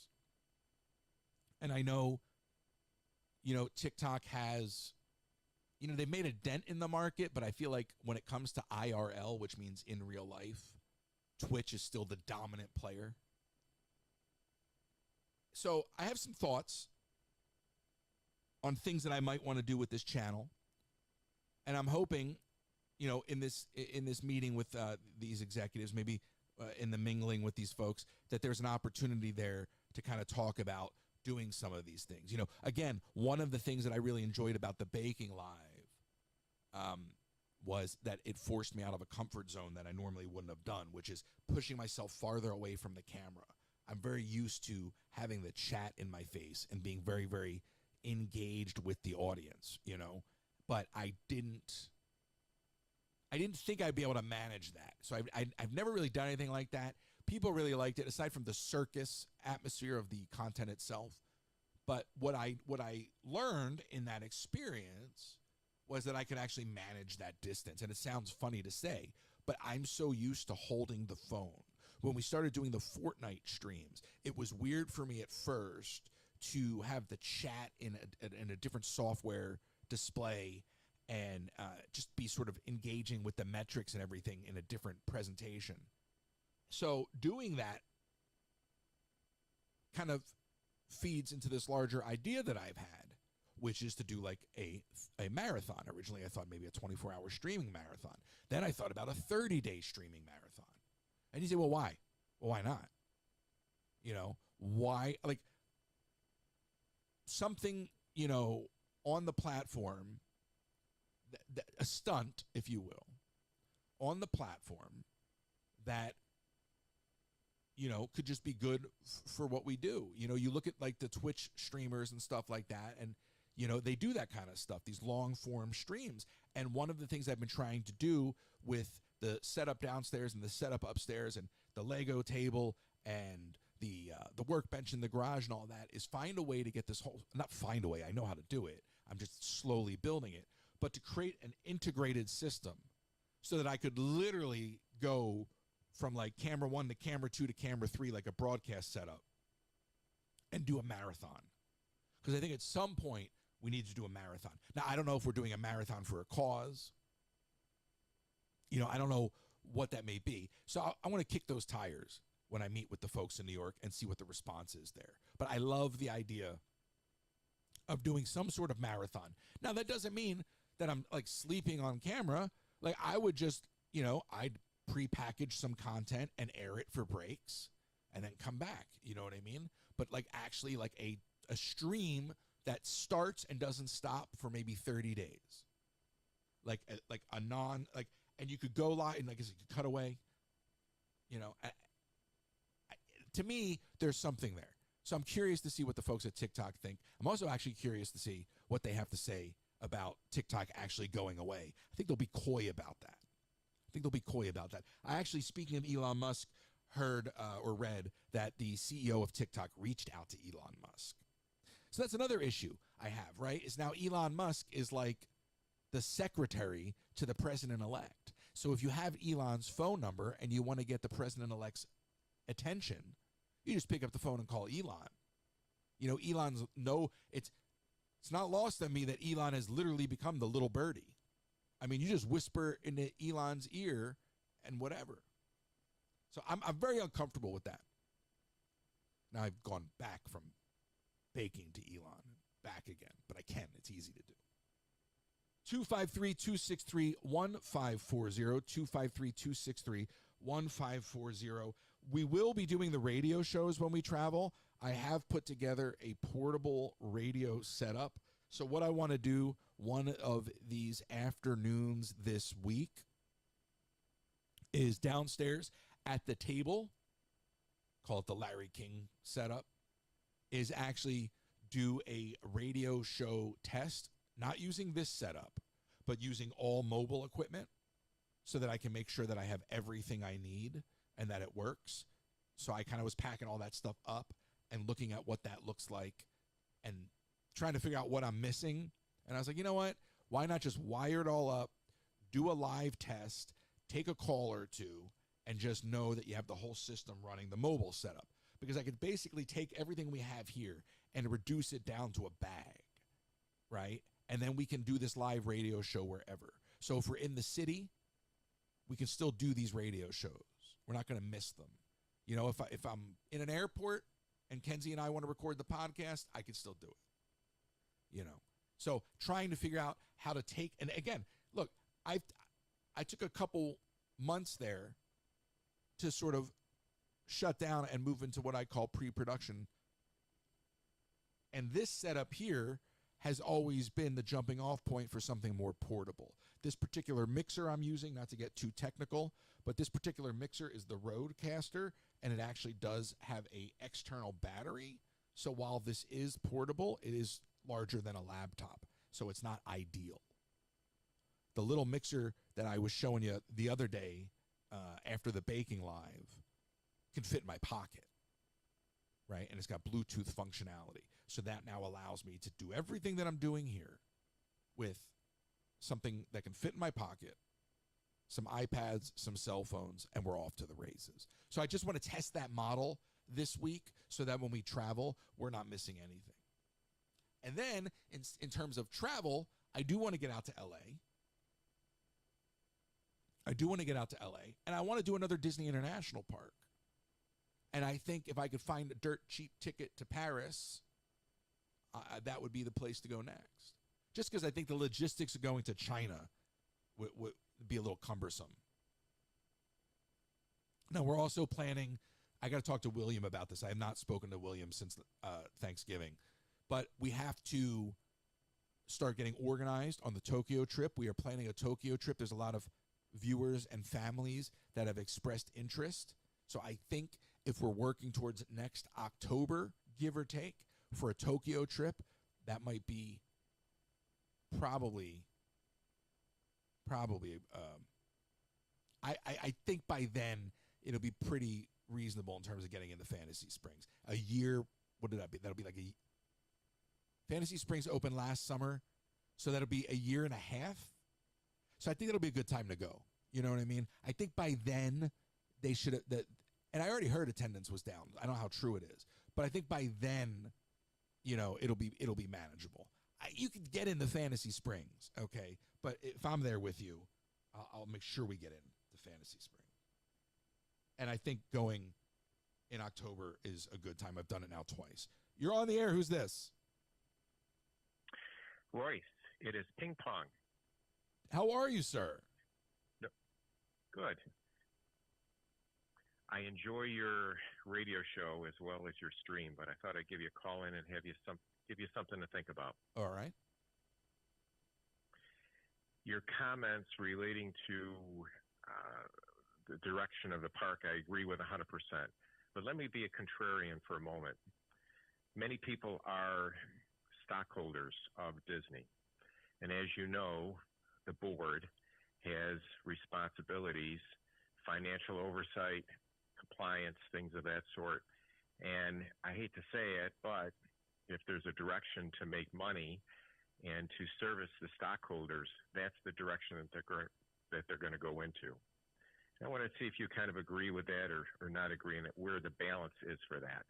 Well, because if you look at the Disney stock for a number of years, I mean, it was as high as close to 200 back in, I think, 2001, 2002 timeframe. Now it's hovering around 117, which is good for all of us. But you have to balance that with their, quote, customers, clients.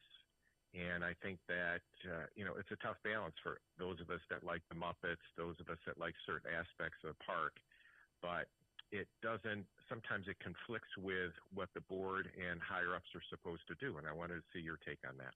Well, first of all, I think you and I can both agree that the only reason the stock is as high as it is right now is because I bought that cookie the other day. Absolutely. That $10 that put them over the edge. It did. But in all seriousness, that stock for a while was under 100. So that move up, yes. Where is it sitting today? I'm not even looking. Do you know? Around 117. Wow. So once it breaks $1.20, like that's fantastic because we haven't seen that since what, pre-pandemic? Yeah. Something like that. So look, they're a company. I'm all about making money. I just think that there's ways to make money that don't involve constantly bleeding everybody dry. But also, if you're going to raise prices, increase the experience, or at least provide the same experience that you've been providing. Constantly taking away and offering less and charging more, you're going to hit a ceiling. There are folks that can afford to keep paying. But don't you think inevitably at some point they're going to max out and hit a ceiling, and they're not going to have that next generation coming in if they're still around as a company?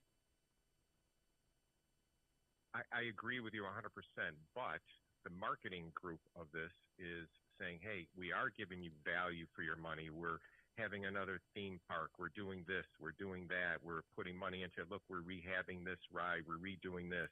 Whether it's true or not, and the amount of money that they're spending is commensurate with the expense or the income that they're going to generate by increasing revenue. That's, who knows if that's accurate, but at least the perception is that they're doing things. At least they're telling you they're doing things, whether it's, equal to what the increase in costs. Who knows? May I call you by your name?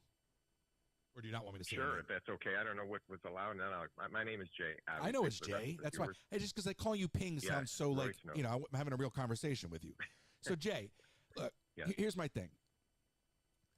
The pursuit of money, I'm all for, right? Like the company's got to make money. And, if you're just trying to appease shareholders and all you care about is making money, then of course you're going to lean on the data. Okay, and if you're trying to keep this company going, the data's the safe play.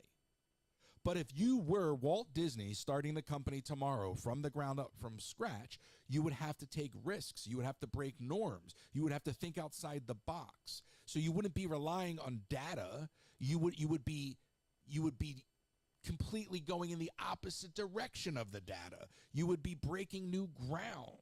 So I think that there's got to be a balance there. There has to be a pursuit of daring to be different. There has to be creative energy. There has to be a balance there. I'm not saying it's an all or nothing proposition. The data's the safe play. The founder took risks. None of these guys in the C-suites want to take risks because they don't want to lose their executive level compensation. I don't disagree. However, there's a new force that's in place. And again, I wasn't around, obviously. Well, I guess I was around, but too little to know what was going on. when Walt was here, and that is today you have interests that are on the board currently that are major shareholders. And if you don't kind of appease them, then any type of management or the folks that are in power could be at risk of losing their job through stockholder vote. And obviously we went through that. We talked about that a little bit when that occurred this last go around. And it's a constant conflict. And I agree with you 100% that you need to show value.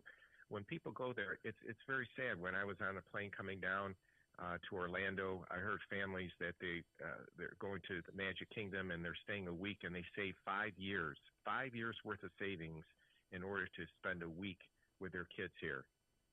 I mean, obviously, personally, I think that's a wrong decision. No disrespect. I just think that 5 years worth of savings to blow it in a week is just not a good course to go into. But with that said, it shouldn't be that. You know, I'm not a historian like you as far as Walt concerned, but I remember his words there. He wanted to make it affordable for everyone. It is not affordable for most these days. Well, I do not fancy myself a historian by any stretch, but I appreciate that. What I would also suggest Absolutely. is you that do a great job. Well, the board is stacked with Iger people too. So you're not only are they literally invested, but they're yes men. So nobody's going to challenge him. Did you read the article? I think it was the New York Times put out. Did you read the article about what went on between, was it Susan Arnold, Bob Iger, and Bob Chapek? I did not. Okay. I didn't see it. Let me tell you something. Go read it, and you're going to want to read it again because it's so long. But they took the time. I think it was the New York Times. But they took the time and energy to go interview all of these people, and they revealed what actually transpired when Bob Iger left and Chapek took over, and how Bob Chapek never got to sit down and interview with the board. He was just thrown into the job, and Bob Iger assured him that he would have autonomy, but Bob Iger undermined him by becoming a shadow CEO with the board. And at one point, Bob Iger was literally called into the board's office and told him that they told him to pump the brakes and let Chapek do his job. But then ultimately, Iger started saying, you know what, I can come back if I want to. And so the whole entire time, Bob Iger was playing Bob Chapek. And this is not speculation. This is all written out in the article. And when you look at that, you go, where in all of this is anybody actually operating a company? This is all high school drama at the corporate level. Okay? Bob Iger was using Bob Chapek as a smokescreen. Okay? I don't know why he left in the first place. My theory is Iger wanted to run for president, and that was the only reason he left the job of CEO. And then when he realized that the Democrats were not going to allow that to happen on their ticket ever, he got restless. It's a fascinating read. But I look, we need co-leadership at the top. We need Staggs and Mayer. That's the only viable solution right now.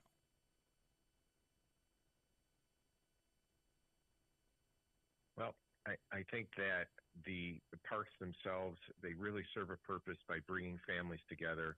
And I agree with you that if it continues to gouge the people, they're going to lose that, and it's going to turn into something that's not family friendly. It's maybe even there at this moment in time. It's just the cost of everything there is just atrocious. It's an embarrassment. And I think that your video and what you stated was absolutely correct. $10 for a cookie for a little square is just, everything there is so expensive. But sometimes people go into the frame of mind that, hey, it's on vacation. I don't care what it is. I mean, they exit a ride, they buy a magnet for $20 because it has a Tower of Terror on it or whatever it is. And I think people are in that mindset, but I think it gets to a point where people have to realize, well, what the heck am I doing? And I don't think we're there yet. So again, there's a balance. Yeah, and you know what? There was no eloquent way to say eloquent or elegant way to say what I wanted to say. So I just said it as raw and real as possible. And just because they can charge something doesn't mean they should. And I think there needs to be a certain responsibility. You know, I go back to this Netflix Tyson fight a couple weeks ago? Why is it acceptable that they delivered an inferior product? Why is it acceptable? If you did that in pay-per-view and delivered an empty signal to everybody's household, everybody would have been up in arms demanding a refund. But because everybody's already paying for Netflix, or most people already are, Netflix delivered a subpar product, and there was no, I mean, there's that one guy in Florida that launched a class action lawsuit, but where was the outrage? There was more outrage over the fight being quote-unquote rigged than there was over the quality of the product. And I think generally speaking, there's no consumer advocacy in this country. That's why I used to love Ralph Nader. You could laugh all day long at Ralph Nader, but the man was a consumer advocate. Do we have those anymore? No, absolutely. Yeah. So I just look at it that way, and it's like, all right, yeah, Disney can get $10 for a cookie. Doesn't mean they should. And also, if you're charging that kind of money, then your ride should be running. Okay, I don't want to see rust outside of Tron. That's too new of an attraction. Okay, I shouldn't see layers of dust when I ride Buzz Lightyear. Things should be clean and pristine. If you're going to keep charging arms and legs, okay, then you may as well uphold the standard that the founder implemented. And if you can't do that, then maybe you don't understand the company you're running. No, I agree with that. You're paying for a premium product, and you should get premium service all the way around and not be gouged. I think I agree with you. However, I'm going to offer a little pushback. Please. People have a choice. People have a choice. And I know you said you don't like to hear people say that, but they do. You have a choice of paying the money or not. It shouldn't be like that. And, hey, you're not stuck in a box whether you're there or not, but you have a choice. You're going to know when you go there that you're going to be paying a lot of money, being overcharged. But on the other hand, that doesn't mean that you can't voice your concern and say, hey, that's not right. But again, people have a choice. Yeah, no, I agree. I don't have an issue with people saying that you have a choice. The issue I have with the people in the comments are saying if you don't like it, then don't buy it kind of thing, is those people would never actually follow that edict. You see what I'm saying? Right. I've been in the park less and less. Yes. I'm giving the park every day that I'm in the park less is less money I'm giving the company for coffee, for a snack, for whatever, right? For an impulse buy on a pin, like you said, or a popcorn bucket because it's cute and the chat's like, you should get it. You know what I mean? So just by like making those moves, I'm actually doing what I'm saying I'm going to do. Whether I meant to or not is another story. I take umbrage with the people that say then don't do it, but they're the first. They'll never actually practice what they preach. Because the flip side of that is most of these people would never want to upset the mouse because they'd be too afraid they couldn't get back. They couldn't be allowed in. Yeah. And most people today's we are day and in age, agreement. Yeah, we agree about most things, I think. But most people in today's day and age don't want to. It's like, yeah, you got people that'll be disruptive, but most people, it's like, no, I'm okay with status quo. Like, and accepting complacency is hugely problematic and historically is dangerous. So the people that accept complacency, I take umbrage with. Yes, I bought the cookie. I could have absolutely said no. All right. But me buying the cookie doesn't invalidate the issue. Yeah. I'm not buying another thing from the. I'm not buying another thing from that festival. There's things I would have tried, but after that, I'm not doing it. I'm actually going to follow what I'm saying. I'm actually going to. I'll go. I got my AP. I'll go use the park. But I'm not giving them a dime for food from those festivals. I'll go to Costco and work the sample counters before I'll go give them another dime for festival food. Well, I agree. I think your resolution is a good one, and I think your comments are good. I would think that more people should do that, and maybe they'd wake up and say, hey, maybe we should, ease off on this, or let's be more reasonable in our pricing, because If you have a family of 3, 4, 5, just for a cookie, it's $30, $40, $50. I mean, is that right? It's outrageous. No, what isn't even a good cookie? Now, here's the thing. If I bit into that cookie and it was like at the level of like the shrimp, not that it tasted like the shrimp and grits from Olivia's, but if it was like of the flavor, like excitement of flavor that I get from something like that, then I'd be like, oh my God, $10 for this cookie. It's ridiculous, but it's delicious. It wasn't even good. At least if you're going to charge me $10, make it taste good.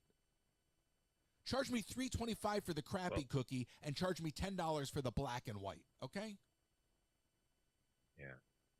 Well, those that go down during the holidays and stay at the Grand Floridian, I'm sure you know they have the gingerbread house there. And it's mystifying.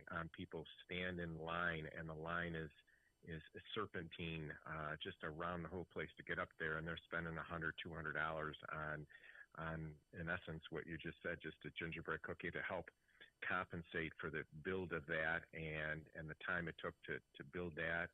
And it's mystifying on how people do that. And, that's what occurred to me. The $10 is a round number, Jay. So there was a cost to make that Epcot Spaceship Earth gingerbread cookie. And somebody said, listen, we'll sell the cookies, and if we sell them at $10, we have to, now it's a round number. We sell X times 10, and we've paid for the install. And now we can do this at a zero cost. I guarantee you that's what they did. What? Otherwise, it wouldn't be an even 10. I agree with you. It would have been $9.25. But they have to do that. Don't they have to do that, Royce? But as a management, but hide it. Instead of a consumer, put on your management hat. You're not going to stay in management. Well, but put show. But there's no show. Give me show. Yeah. Like, in other words, I understand. But they don't have to. They don't have to. But that's the problem. Line. They don't have to. Because they have such an oversaturation of demand. When you have that much demand, you don't need to have quality in your supply chain.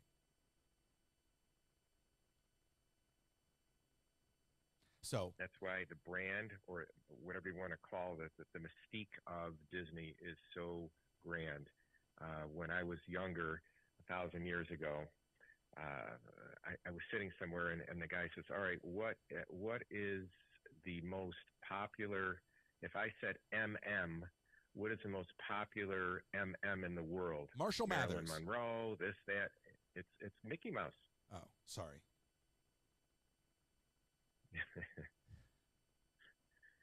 So I enjoy your radio show. Keep up the great work, Royce. And hopefully this will take off to be the next Larry King. And you do a good Larry King impression, by the way. Thank you. Jay, you're off the air. Thank you, sir. Take care. Take care. I just like when I get that mic in front of me on the table. It's like a throwback. I love it. I don't know.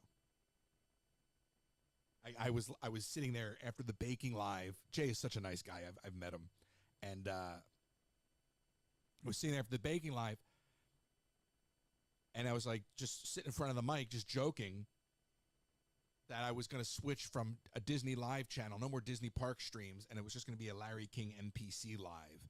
And 2 people were like, "Oh my gosh, really? I'm going to miss your lives." And I was like, "That's hilarious. That's hilarious." Because they're going to tune in one day and be like, "Where's the Larry King live? I thought this was Larry King live." And that long payoff in a joke is hilarious. It's kind of like the time that I sent Jeannie a beanie in her prize package, not because she won a beanie, but because I knew 2 months later it would come up in conversation and I could literally say, "I sent Jeannie a beanie," because it sounded funny. It's the long payoff. Okay, it's the long payoff. 253-263-1540. The best jokes have the long payout. 253-263-1540. That's the truth. She didn't win a beanie. I just sent Jeannie a beanie so that when it came up in conversation, I could say, "Jeannie, did you enjoy the beanie?" And then Jeannie could say, "Royce, thank you for the beanie." And I'd say, "Jeannie, it was my pleasure to send you a beanie."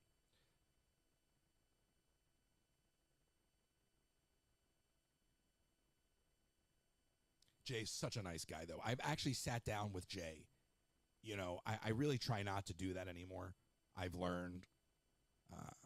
But and by the way, he barely pushed back on me. I've sat down with this guy. I wanted him to push back. Next time, Jay, call in and tell me I'm wrong. That'll make for radio. I'm not sitting here and saying I'm right. I'm just opining. But I do appreciate that. I do like the pushback. It's a lot of fun. It's a lot of fun. That's what makes, listen, it takes friction to make motion. But Jay hit the nail on the head. Look, people are going to pay. They're going to pay. I'm done. I'm telling you, my game plan is this. We go to the park. We stream the parks when we stream the parks. I'm like maybe a Starbucks coffee, but I am like, I'm going to do everything I can in my power to minimize the amount of money I spend in the parks. I'm going to go to the parks because that's how I make money. I'm going to enjoy the parks with y'all when we go. But I'm done. I'm not. I love like the popcorn. Like I love all the tchotchkes. I don't need any of this stuff.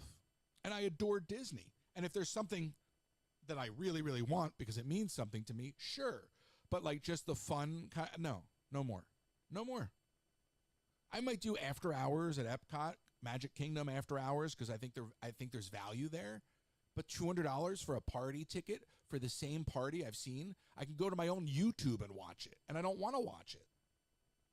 And I know it's like, yeah, but Royce, we like when you take us to the Christmas party. Well, then go watch it on YouTube.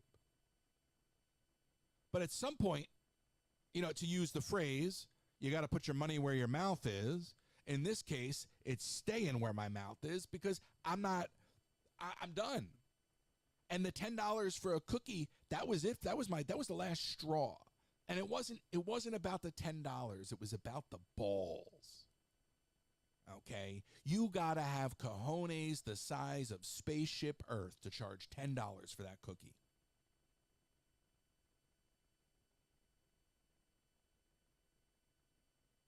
Andre the Giant level to charge $10 for that cookie.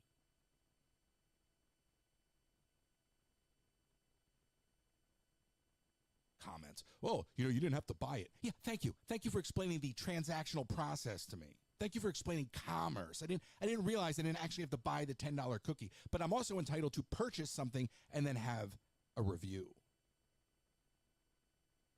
That's why I don't even respond anymore in the comments because it's just like I see the comments come in and I'm like, ugh, this video is getting too many views. I'm like the opposite of what you're supposed to be doing when you're in my position. I'm like, please, there's like 250 people watching the baking live. I'm like, please go watch something else. And mind you, as I said to Kenzie, I realized I was everybody's second screen entertainment.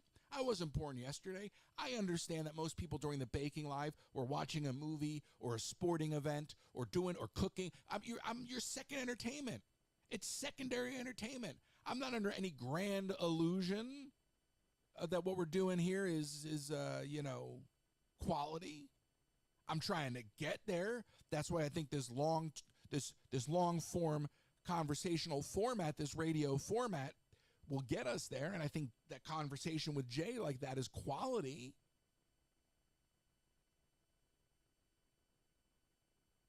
But I'm just not one. I just don't buy into it. Like, hi everybody, I'm here at Epcot today. Today we're going to do the cookie stroll. As you can see, I'm bounding as Figment. I'm wearing purple sweatpants, purple Nikes, a purple hoodie, and I've got on purple face paint. The face paint's available on my Amazon store. Like, I just can't be that person. It's cringe. I see 250 people watching me bake, and I'm like, there's too many people in here. Get a third screen. 253-263-1540, 253-263-1540. Sometimes I don't even post to my stories. Like, I should be posting to my stories. Hey, I'm at the Walmart. I'm trying to find a cupcake tin. I should be posting to my stories because that's like connective tissue. But sometimes I just don't. I'm like the reluctant influencer. Leave me alone. Don't watch. Don't follow. Don't share. I don't care. I mean, I do care, obviously. I'm trying to build an audience. But I'm going to tell you the truth. I'm not going to sit here and everything's going to be, rainbows and puppies, even though I have no problem with either. okay, when it's not. I'm going to tell you the truth. The reason so many people don't tell you the truth is because they want to maintain that facade. Social media is supposed to show you that everything is great, everything is perfect, nothing is wrong, and you're not supposed to challenge things. So the average Disney content creator, this $10 cookie's delicious. You could get 20 for this cookie. I'm surprised it was only $10. I've never eaten a gingerbread cookie as delicious as this. Thank you, Disney, for making this $10 cookie so affordable for those of us that would have given you 20. Thank you, Disney. Like, I can't, no. If you do something crazy, I'm going to call you out on it. $10 for a cookie is robbery. Just because you can doesn't mean you should.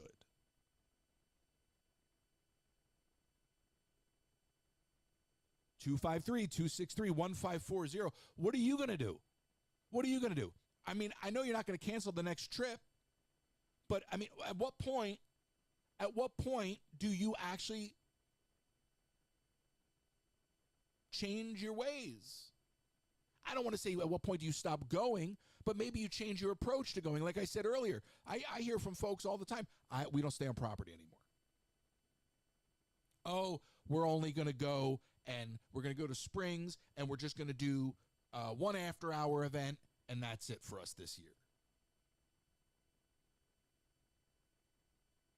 And I tell y'all, you know, you're doing that, and I don't know, some of y'all are afraid of a 12-hour flight. I don't understand why. Take an edible.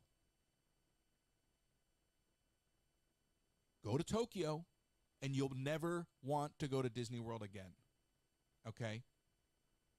Go to Tokyo, and you'll be like, why? Why am I going to Disney World? Like, why am I going to give them all of that extra money when I could go to Tokyo for so much less? The 12-hour flight's not that bad. They give you wine at the beginning of the flight. They're like, okay, grown-up babies, everybody, here's your sippy cup. Do you want red sippy cup or do you want the white sippy cup? Okay, and then you're going to go night-night, at least for the first 2 hours, and then when you wake up, we're going to charge you for the wine. It's no longer free. The first one's free. Oldest trick in the book. I saw $436 round trip ticket from LA to Tokyo in the new year, February. Not Zip Air, not Zippy Air or whatever. By the way, Zip Air sounds horrible, right? It literally sounds like the airplane is zipped up the middle and it's going to just come apart at the seams at some point, right? But we forgot to destabilize the cabin pressure or what. I don't know. I'm just using words. But it's United. It's $463. By the way, destabilizing the cabin pressure is a horrible idea. So this is what happens when you don't call in. I'm doing my thing. But at $463, it's United. It's not some cheapo airline. That's a legit airline. That's United. And I think you still get a bag on the airplane at that price, I believe. So here I am again telling you, don't go to Disney World. Go to Tokyo Disneyland. The 12-hour flight is not that bad. It's like a $10 bus ride from Haneda Airport to Tokyo Disney. It's less than $75 a day to go to the park. It's $160 a night to stay at a hotel room right behind Tomorrowland, off property, and it's a 5-minute walk. There's shuttle buses too. It's not even run by the Walt Disney Company. It's run by the Oriental Land Company. So right now, you can go to Tokyo for a round-trip ticket under $500 from LA per person. Okay, let's say you did 3 nights. Or let's just say that's what? 3 in the fun. Let's just call it another $500, about $450, another $500. It's $1,000 for 3 nights in a hotel and an airfare. I'm not saying go to Japan for the rest of your life, even just a quick trip. So that's $1,000. Then you go to the park for 3 days in the park. That's not even $300. $1,300. So you add some food. Couple bucks for tchotchkes. That's a 3-day trip to Tokyo Disneyland for significantly less than $2,000.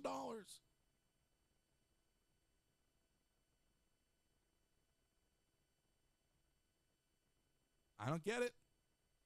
The flight ain't bad.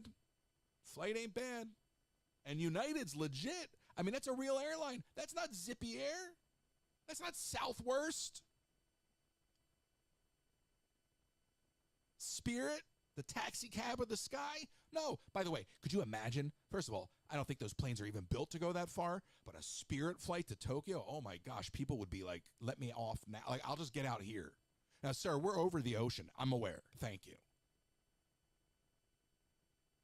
That's another company. They're supposed to be going bankrupt. I think JetBlue was going to acquire Spirit Airlines. They're going, thank God. Spirit Airlines, nobody should acquire them. Spirit Airlines, that's a company that should go into the abyss. Spirit Airlines is horrible.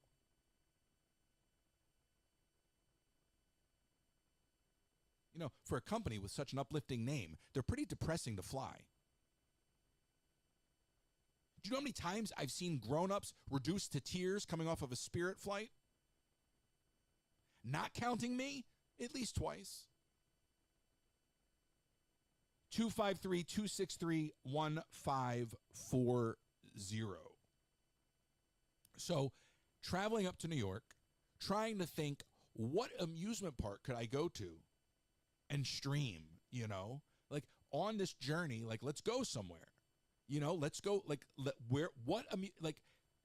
there used to be abandoned amusement parks that I know of that are long gone that would be fun to explore. I love the idea of exploring abandoned amusement parks. So I don't know if anybody knows of anything, but if there's anything like an abandoned amusement park on the East Coast or even up in the New York area, like, I'm going to have some time. I'll stream the city. There's a couple things I want to do on the live. But, like, if I could just find an abandoned amusement park to explore, I don't care if I have to, like, hop the fence. I don't care about that. But, that would be cool. That would be a cool thing. So we're going to go up to New York, a little side trip. And, I don't even know where I'm staying. I don't have any plans. I just know that there's a TikTok event. So even if I wind up just flying up to go to the one event and ditch the party, because let me tell you something. These parties are horrible. Like, you go to a TikTok party, all right? And it's just, I mean, it's like, I'm not a club person, but you go to the party, you can't hear anybody. So you can't have any conversation. So you can't even really network, right? So, there's some food, some free swag, but it's more important to me to go to the offices. So maybe what happens is I just bail, you know? I'd rather hang out in the airport lounge. I'm excited to hang out in the airport lounge. That's going to be a new one for me. Nick, when we went to Tokyo, introduced me to the airport lounges. Changed my life. I am so excited for the Delta Lounge. But it would be nice to go to an amusement park. I thought, like, Cedar Point's not open. You know, Ohio's right there. I'm like, all right, like, where can I go? If I'm up in New York already, like, where's there an abandoned amusement park that I could go explore? So we'll see. There's something I'm going to do in the city or adjacent to the city with y'all. I'm not going to advertise it. We're just going to do it because I don't know the logistics of it. But it's Disney relevant, and I'm very, very excited for it. Personally, it's something I've always wanted to do. So we'll explore the city together, and we'll have a lot of fun doing those things. But I'm trying to figure out something else to do. Because there's a TikTok party, and there's a meeting, but there's like 3 days in between, and I don't, this is too much. So I don't know. Maybe I'll just go up to do the meeting and then jump on a plane and go back and just not even stay up there for the party because the party is just a party.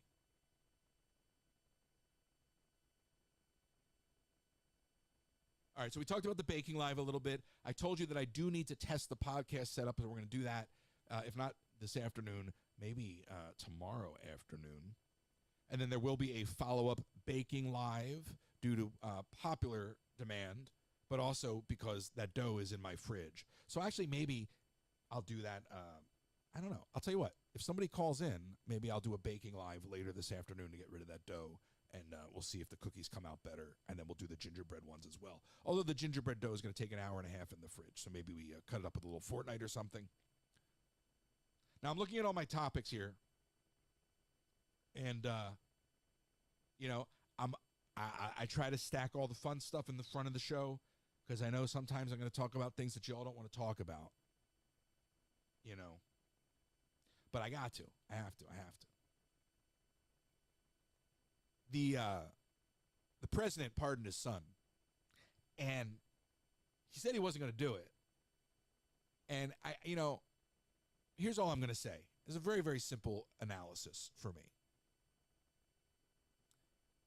The people in power, this is my summation. This is going to be a real brilliant statement. You ready for this one? So write it down. These people in power on either side of the aisle don't care about the working class at all. They only care about taking care of their own and lining their pockets. And people will point fingers from one side of the aisle to the other, and there'll be all the whataboutisms and all this, that, and the other. And I understand that, he said he wouldn't do it, but then he did it. So you can say he's a liar and this, that, and the other. They're all liars. That's not news. All these politicians have been liars for as long as I've been alive. But I look at it and I'm like, okay, here we go. Because now what it's going to be is all right, well, now now they're talking about the January 6th thing, and they're talking about, well, now is Trump going to come in and he's going to pardon all this? And it's like, once again, what are we talking about? Not working class folks. And you can say, well, we could talk about both. Yeah, we can, but we're not. So it's just another move like that, which, again, he said he wasn't going to do it. He did it. Fine. Okay, but now it just feeds the same old talking points about the justice system, okay, and now it creates the whole whataboutism conversation and now begs for the counter for the January 6th. And so I just look at all this and I go, it's all just bullshit in plain English. It's all where in this last election were working class issues. They weren't talked about. They were marginally pandered to by both sides. And I just really, really, really, really, really, really, really wish that we could just get rid of everybody in Congress, all of them, because I have more issue with the folks in Congress than I have with anybody in the executive branch. Okay? Because it's Congress, historically, that has been the issue. And I think we should wipe everybody out of Congress and reboot Congress. So to Elon, who I can't stand, okay, who is a pimple on this nation, Elon, because that's all you are, is a pimple on this nation. If you want real government efficiency, kick them all out. Kick them all out, and let's have a midterm election right now, and let's vote in all new people. Term limits, and I want a whole new Congress. I don't want nobody. If you've ever been a congressperson, you are no longer allowed to run again. I want fresh blood, and I want working class folks legislating. And I also don't want them to be paid for it. I don't think congressmen should be paid. I think it should be volunteer. You keep your job. You go to Congress when it's in session, and then you go home to your job.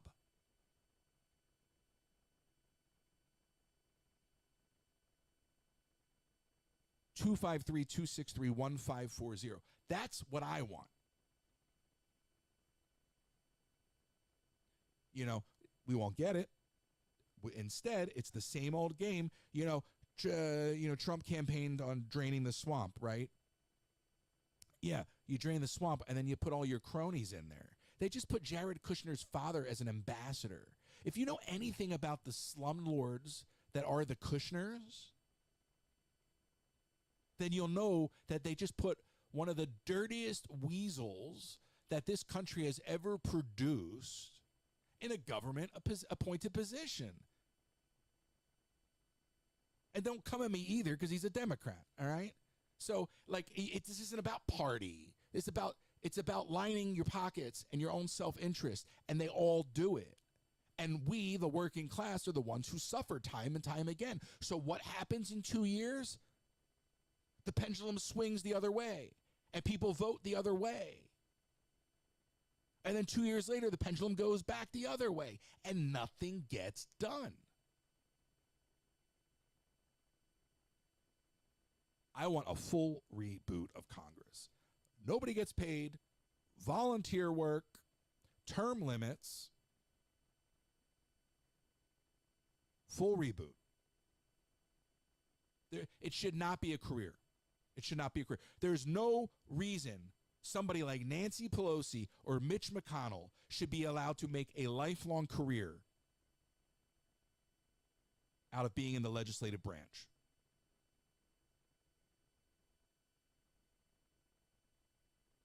None of these people care about us.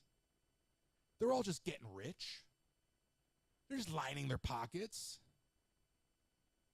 Pelosi, McConnell, Newsom, Chow, the family bloodlines, folks, they're all there. Do the math.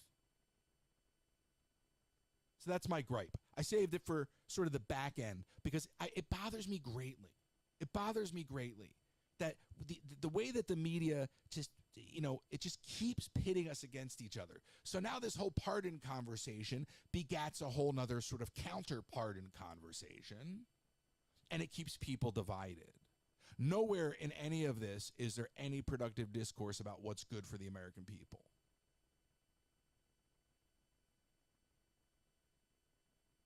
We're going to enter a very, very dark time. To the point that was made earlier about meeting people where they are. We got to meet in the middle. You can meet people where they are for sure, but you got to bring people to the middle. It's the people that are stuck in their corners, that are stuck in their bubbles. Okay, we talk about Bob Iger and a board that capitulates to him. But it's the same concept, right? You don't want to be surrounded by yes men, right? The same way you don't want to be surrounded by people that only think the way you think. Where's the opportunity to learn? Where's the opportunity to broaden your horizons? Where's the opportunity to leave your comfort zone? That's why I love this format. Because you can talk about things, right? You can, and most people don't want you to talk about these things, right? Like the legacy media wants to spoon feed you a narrative, and they don't really want you to have a conversation. If you ever look at cable news is so scripted. Every one of those talking heads has an outline. And every one of those talking heads goes on there and they have to argue a stance. And they're given their position ahead of time. And then the host, the quote-unquote host, the moderator, pretends to ask them a question, and then they give them the pre-scripted answer. Every once in a blue moon, things go off script. And you can tell when they go off script. Okay? But generally speaking, those conversations are completely disingenuous. There's no actual discourse occurring on cable news. Nobody's actually trying to have a conversation with a resolution. They're just jamming talking points down your throat. I worked on political campaigns. I know how it works, okay? And so many of you have too, and so many of you know how it works, right? Everything is talking point driven. But I'm going to tell you a very quick story, okay, just about the current president. Because irrespective of what you may think, anybody who holds the office is still our president. Now, I worked on Barack Obama's campaign. This is just a fun story, a little bit about me. I worked on Barack Obama's campaign, his first campaign. I was in Henderson, Nevada. It's Nevada. I had a good time in Nevada. Not Nevada, Nevada. So Henderson, right off the strip. And I was up there for months. And my hair was down to my shoulders, like curls down to my shoulders. I'll never forget, before I was up there, I was in L.A., walking down the street, and a homeless guy came up to me and goes, "Hey, you got any change?" And I said, "No, sorry." And he goes, "What do you mean? You're rich. You're the lead singer of the Counting Crows." And I was like, "Sir, I am not, but thank you." Also, very weird that somebody begging for money would further try to negotiate and push back, but only in LA. Everything's a negotiation. So my hair's down to here, and I worked on the Obama campaign, and Obama had just picked Joe Biden as his vice president. There was a sandwich shop in Henderson, Nevada. I walked in there. My hair is to here. My hair is down to my shoulders. Curly hair down to my shoulders. The guy at the sandwich shop goes, "Oh, are you Slash?" They all sound the same. "Are you Slash?" I was like, "No, Slash is way taller." Okay, weird. Okay. Also, I don't look anything like Slash, But this is how long my hair was. So Biden is now the vice presidential nominee, or he's been picked. Obama has picked him as his vice president. So they're doing a campaign rally. And I'm working with Secret Service. And I'm staff, but I don't have a staff badge because they didn't have any staff badges. So I'm working the event in Henderson, Nevada. It's me, the Secret Service, and there's nobody around because it's early and there's nobody at the event yet, right? And they're like, don't worry about it. We'll just give you code name. You don't need a badge. We got you. So my Secret Service code name was the hair. So I'm running around the event. Anytime I need to get through a Secret Service checkpoint, the hair's coming through. The hair's coming through.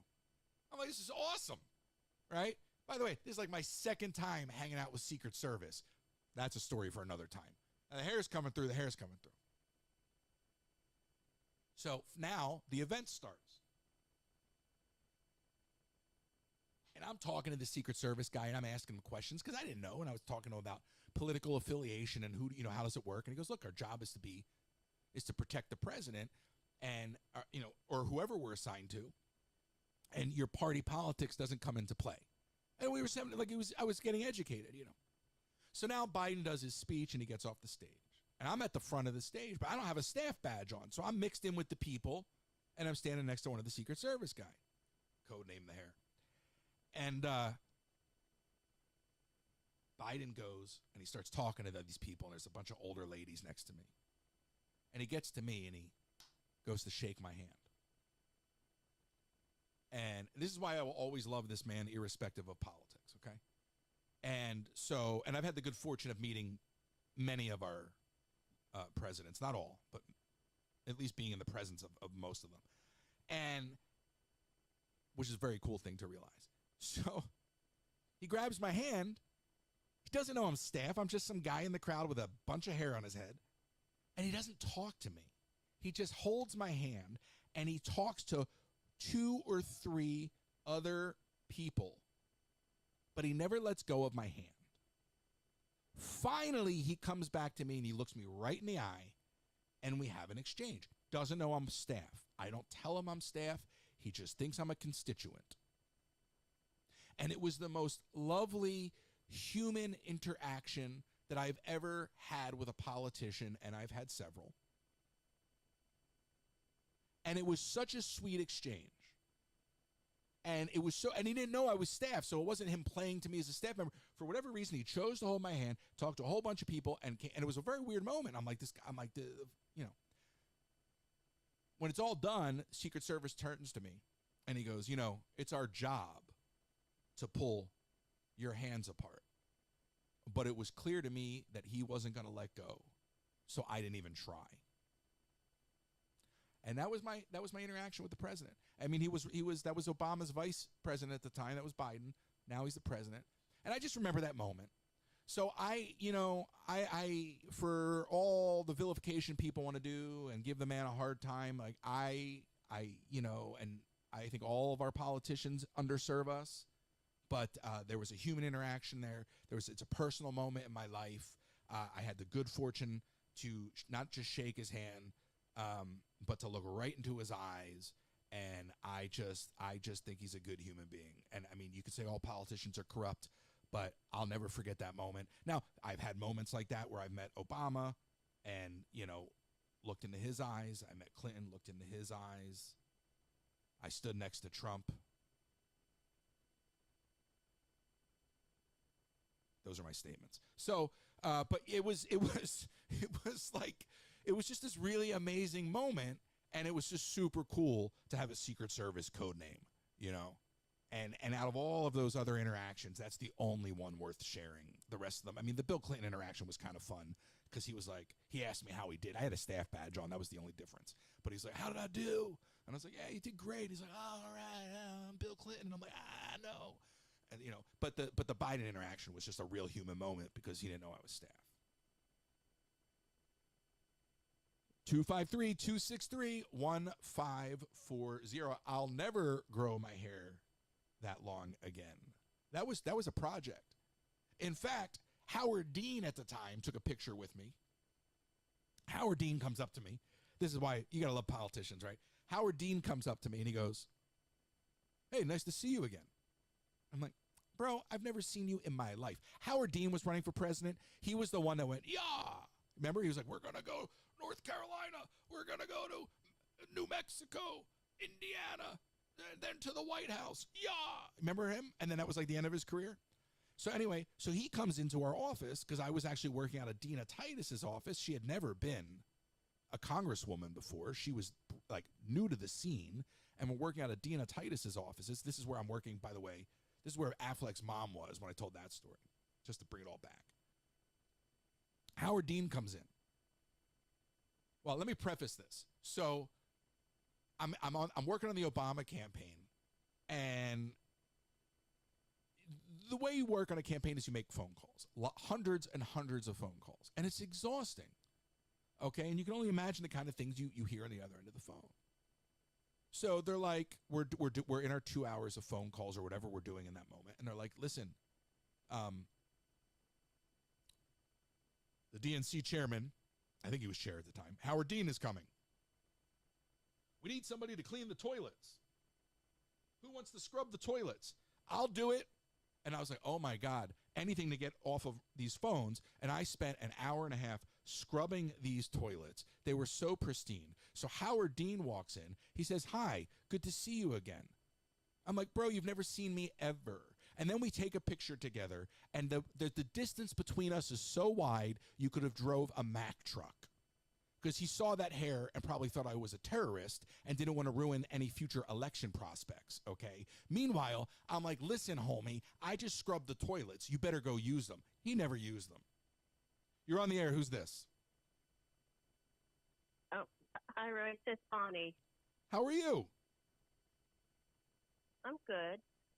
I don't know what to discuss. A little nervous. But you said that I'm thinking being nice for the chat, and you said that you could do a bacon live if someone called in.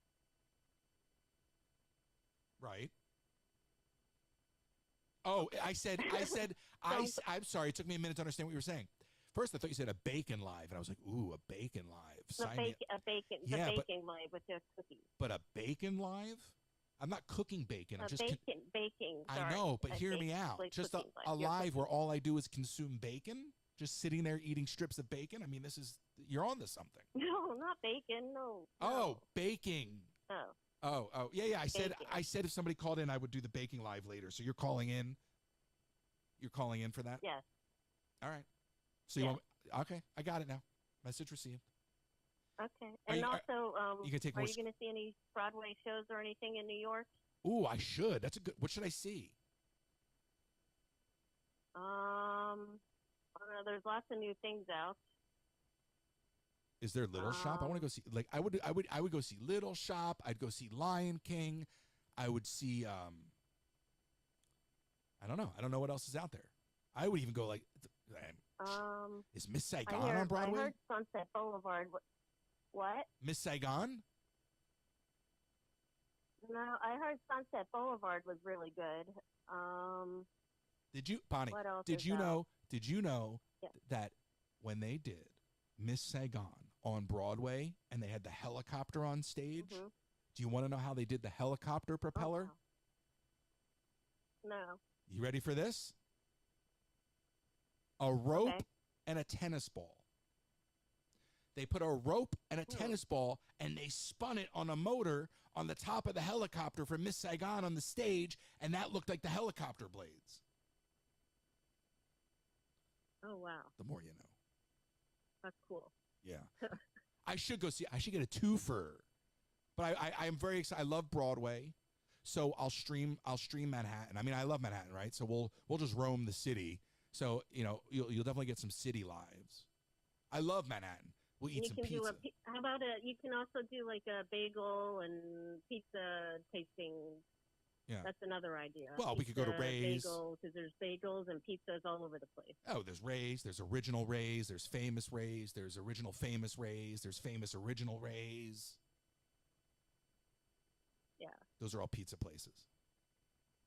I would like to go to Papaya King. Have you ever heard of Papaya King? or Gray's papaya? No. I don't even know if And I those are do around. go. I didn't grow up in New York. My parents grew up in New York, and they take us to. They've taken lots of New York trips, but I'm not familiar with that one. Do they still make Zagat guides? I don't know. I think I'm going to Yelp is very popular. No, I'm not a fan of Yelp. I need a Zagat guide, Bonnie. I need a Zagat guide. I want to know what Zagat has to say. I go by Yelp. Yeah, no. You know, Zagat was started by Bob Zagat. Nope, people don't know that. Oh. Yeah, I remember what. I remember it. They don't know that because it's not true. I made that up. But Zagat guide's real. Bob Saget is real. They're not related. Okay. All right, I'll leave you alone. Thank you, Bonnie. I appreciate you. Bonnie's going to take screenshots of me on the Baking Live and put them in the Discord. Bob Saget has nothing to do with the Zagat guide. Very sweet, very sweet. Thank you for calling. I should see a Broadway show. I just got to do my homework and see what's on Broadway. Listen, I still need to see Wicked. I got to go see Wicked. Maybe I'll just go see it in New York. Maybe I'll go see it in New York. But eating pizza, lots of pizza, I'm all for that. We could do a live walking around eating pizza. Bagels, not so much. That's a lot of dough. That's a lot of dough. And it's kind of hard to rip the middle. You know, I remember growing up, there was that trend where people started ripping out the middle of the bagel, you know, gutting the bagel. Nah, it's too much. Stick to the pizza. But I'm looking forward to going to the city. And I'm looking forward to going to TikTok headquarters. And I think if I can pull off my little, I'll call it a surprise, but I'm not trying to oversell it, my little side quest, if I can pull that off, that'll be very, very cool. I just don't want to tell you we're going to do something and then have to answer later why we're not doing it. And now my Flash Player, my computer just dropped a Flash Player update. I didn't think Flash Player was still a thing. Can you update? Who's using Adobe Flash Player? Hi, Ellis. Ellis. Yes. You know, you're a professional. Like, you just know the perfect time to call. I love that giggle. Did anyone ever tell you that you have the same? Excuse me. Did anyone ever tell you you have the same exact giggle as Frederica Whitfield? No. Oh, go on. What were you going to say? I was going to say, I heard you were going to New York and looking at going to see Broadways, but I know that they have a Potter on Broadway, which would probably interest you in seeing it. But I don't know if you would want to see it, but I don't know if you can stream the Broadway though. No, you cannot stream Broadway shows. No. We're just in the middle of watching Phantom of the Opera. We're watching Les Mis. They're in the middle of Master of the House, and I'm just like, thank you for the galaxy, Bonnie. Yeah. Master of the House, doer of the deeds. Oh, the snipe. Yeah. Oh, the Jets. Oh, you went West Side Story? No. A little Sharks and the Jets there? I was saying that. Do you want to? Do you want the gift goal? Do you want to sing? Oh, the Jets or the gift goal? I thought you were talking about the flying jet gift goal. I thought you were talking about the Sharks and the Jets, and I just thought me and you were going to bust out in the West Side Story together. Do you want to sing a little West Side Story with me? No thanks. Right? Tonight. I'm not gonna sing. Ellis will be playing Fortnite tonight. No? Your turn. No, I'll be playing Fortnite tonight, but I won't be. Sing it, brother. Singing along. Sing it. I won't be singing. Did you call? Did you call to give me your review on Wicked? I did. Oh, I bet you I know your Wicked review. What? All right, you ready? Yeah. You be me and I'll be you. So you go, okay, hi, Okay. I'm Royce. Ellis, what did you think of Wicked? Go. You be me. I thought it was awful. No. You're supposed to be me What? asking you, and I'm Okay. you answering me. Okay. All right, go. I thought it was good. No. I'm going to be you giving the review. What? You're supposed to ask me. Okay. I'm Ellis, you're Royce. Oh. Go. So I asked you, what's your review? Yeah, you're going to ask me. You're going to What go, is hey, your Ellis, review? what's your review of Wicked? Mm-hmm. Yeah, go. Okay. Hey, Alex, what's the review of Wicked? It wasn't very good.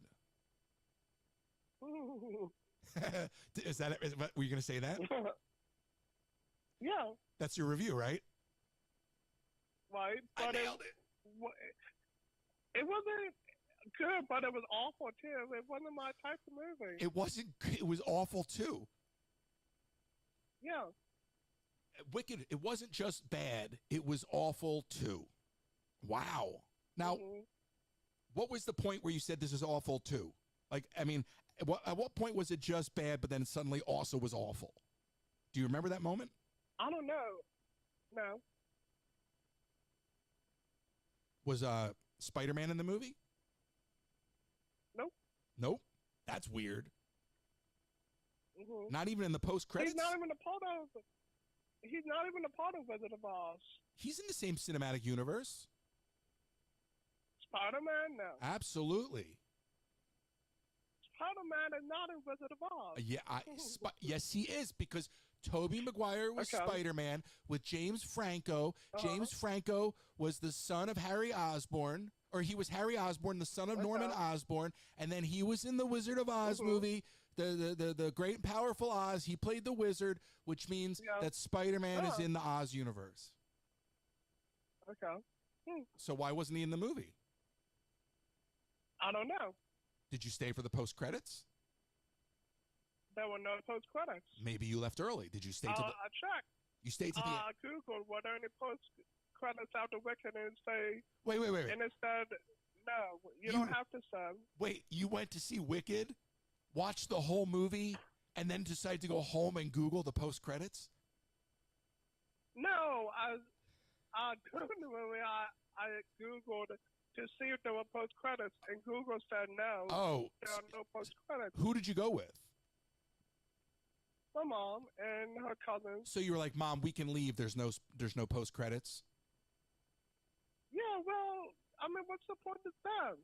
Well, but how do you know the Avengers? Post credits. How do you know the Avengers weren't going to show up at the end? That's highly unlikely. Highly unlikely, which means there's a chance. I mean, You didn't in say Wicked, that's you didn't no. say completely unlikely. hmm You see what I'm saying? Yeah. Now I know your mother. There's nothing your mother loves more than being micromanaged by you. Is that true? Yeah. Right. So when you said, "Mom, we can leave," did she say, "I want to see the rest of the credits"?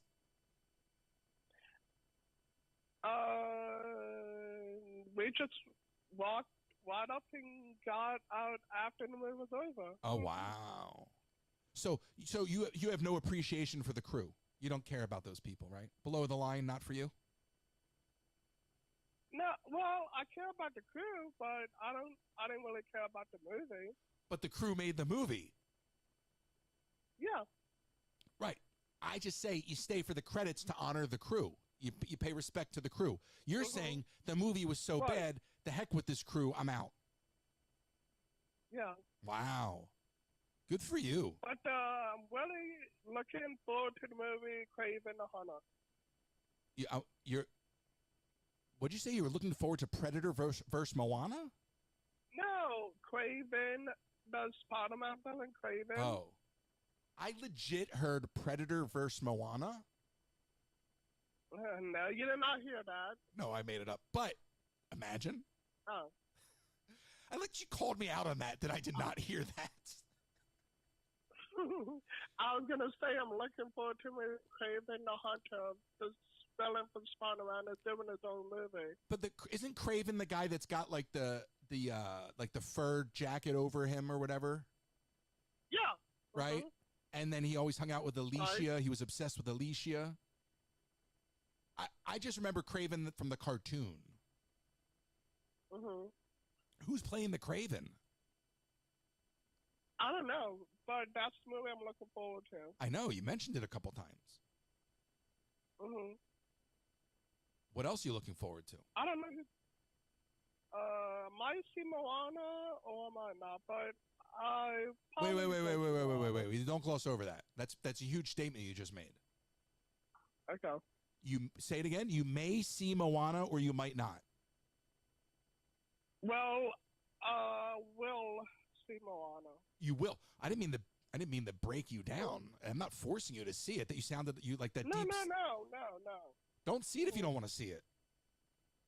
No, I do want to see it. Saw the first one. So you feel obligated. No. So then don't go see it. Well, you said you may see it or you may not see it. I'm just trying to figure out what's the deciding factor. Oh, I don't have any deciding factors. Oh, flip a coin like Two-Face. Remember Two-Face? Yeah. You don't know your Batman villain? Oh, wow. Yeah, I do. Oh, excuse me. Okay. I was going to say you don't know your Batman villains, do you? Well, I know the Joker, the Riddler, Two-Face, Catwoman, the Penguin. Go on. Bane. Man-Bat. Uh-huh. There's Man-Bat.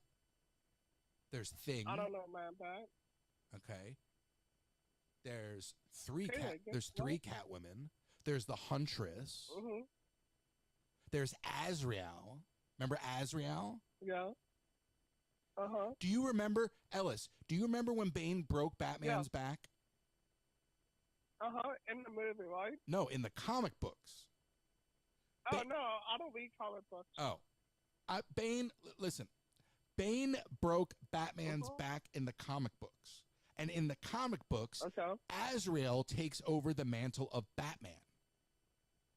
Azrael refuses to give up the mantle of Batman. So Batman actually has to fight Batman. Bruce Wayne has to fight Batman to take back Batman. But the Azrael version of Batman was like a Batman suit if Iron Man made it. It is so cool looking. And I'm like, can we not get that movie? Bane in The Dark Knight Rises, Ellis, Bane is such a poorly executed villain. Why? Why, you liked Bane? No. He's the Bane in the comic books. We talked about this last week, not you and I.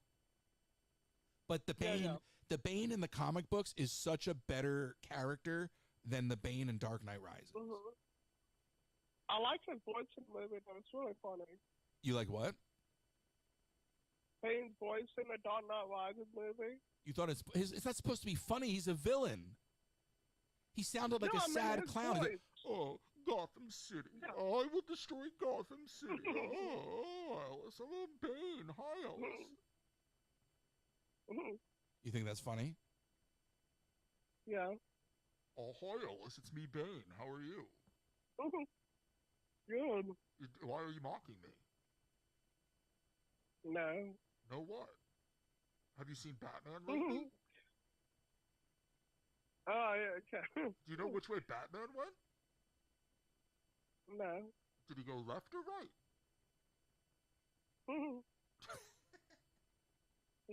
I'm going to make my ringtone your giggle. Is that okay? Okay. Do I have to pay a license fee for that? Every time my phone rings, I just want to hear your giggle. Can I record that later? Can we just get you like I'll do the auction voice and we'll record like 8 different giggles and. Okay. Yeah. Yeah. What are your holiday plans, Ellis? I have no holiday plans. Oh, what do you don't have Christmas plans? Well, like we go out to dinner, then I think we go over to my mom's brother's house, then we come back home.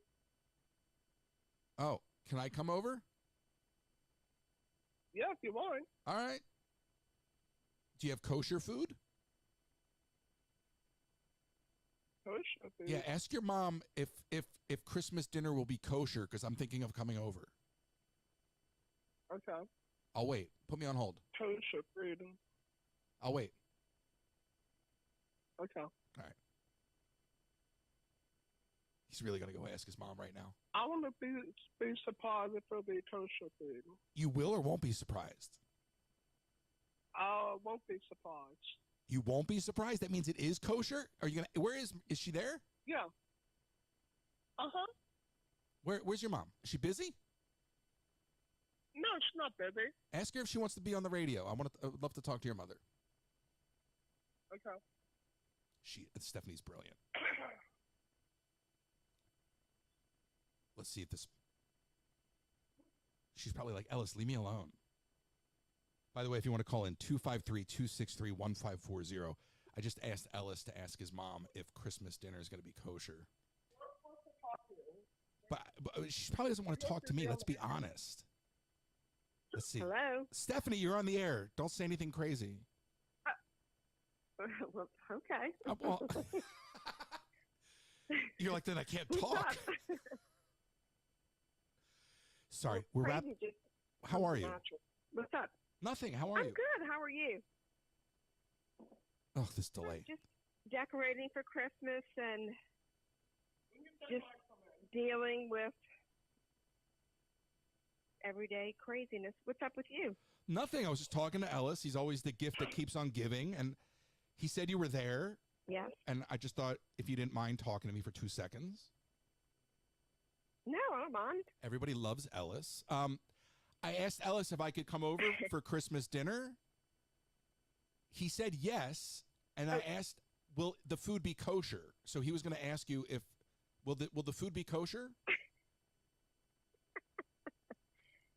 Well, it'll be kosher. It'll be good. Okay, that's not the same thing. Will there be a rabbi there?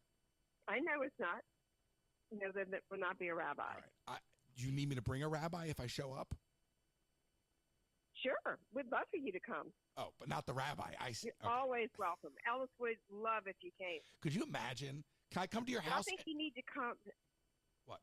Huh? No, go on. Go on. No, I said I really think you need to come for Jazz Fest because you would love it. I'll do it. And then can I do a baking live in your kitchen with Ellis? Of course. That'd be interesting. Oh, my God. Interesting. You'll have the cops on speed dial. You probably already do. Yes, that's for sure. Listen, there's a package going out to Ellis. I texted you about this. Yes? It's not a Christmas present. There's some folks that won prizes that were very, very generous to say, hey, send them to Ellis. Because everybody thinks that Ellis... Oh, that is so sweet. Everybody thinks Ellis doesn't have enough things. But Ellis has, like, all the things. Well, Ellis has everything but nothing. Right, but he's like the ultimate kid, right? So, like, Ellis has every skin in Fortnite. And I'm like, oh, my God. Like, I hope y'all have stock. Wait, he has everything what? He has, like, every skin in Fortnite. I'm like, who keeps giving this kid V-Bucks? And then I'm like, he's not a kid. He's like 40. No, he's 37. I know how old he is. I'm rounding. But, like, he just, I mean, are you aware? Do you not realize that maybe your card is connected to his Fortnite and you don't know it? Oh, you mean, is that what all those charges are? Yeah. This kid's buying new skins on Fortnite. Every time Fortnite drops a new skin, he's buying it, Stephanie. Well, I have no idea. I don't even know what that is. You might have equity in Epic Games. Sitting here going, that's Fortnite skin. Oh, interesting. Yeah, you might. But wait, he asked for game cards, and I buy him game cards. Oh, all right. So there's some valve. There's something's moderating this. Oh no, no. Oh boy, at least you're honest. So Ellis is. Yeah. I mean, he's basically every time a new Fortnite character comes out, Ellis has it. And here's the thing, Stephanie, between you and I, on a whim, this guy retires from Fortnite. He retired from Fortnite the other day. We said, let's play. He goes, I retired. I deleted it from my console. But he deleted the whole game? Yeah. And then you deleted the game from your console? It's back now. It's back now. Oh. But because I stopped playing, he deleted it. And then the other day, like, I'm like, Ellis, do you want to play? And he goes, nah, my console's in rest mode. I'm like, well, wake up the console. Who's running the show?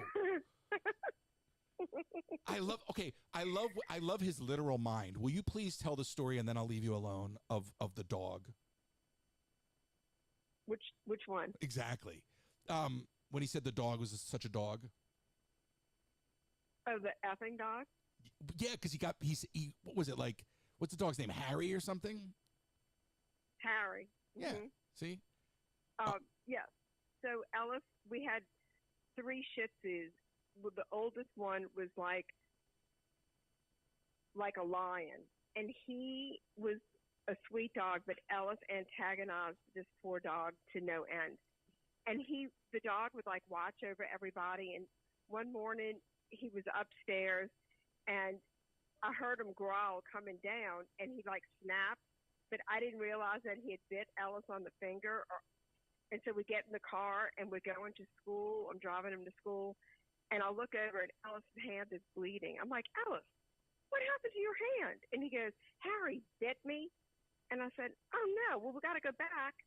I can't send you to school with your hand bleeding like that. So we come back home. I get a Band-Aid on it. I clean it up and we get in the car and we're driving. And he goes, that Harry's a effing dog. But he said the real word. He called the dog a dog. Like a fucking dog. Thank you for cursing.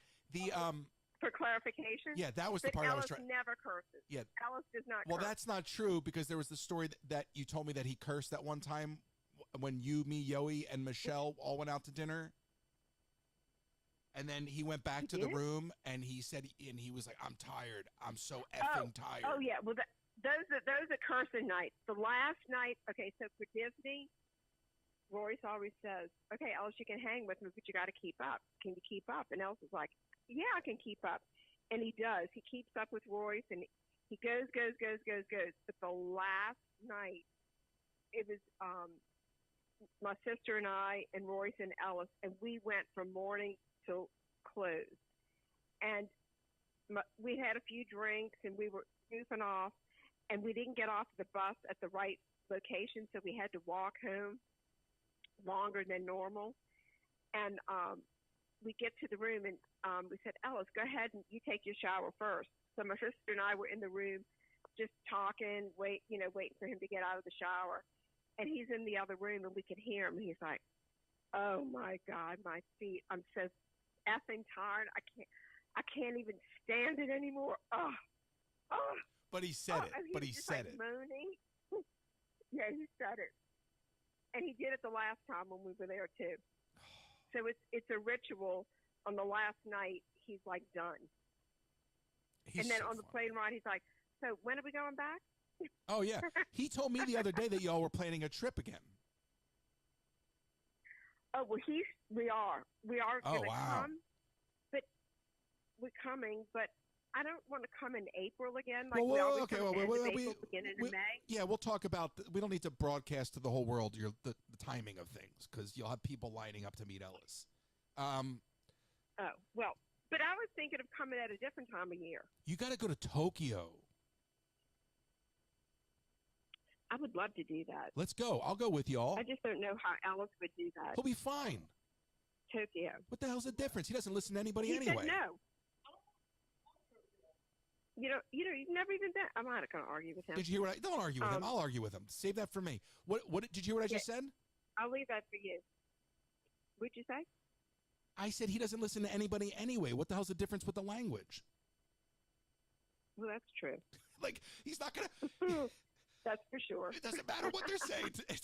You'd be like, Ellis, no, we're not doing that. Right. He'll just keep going. Just keep going.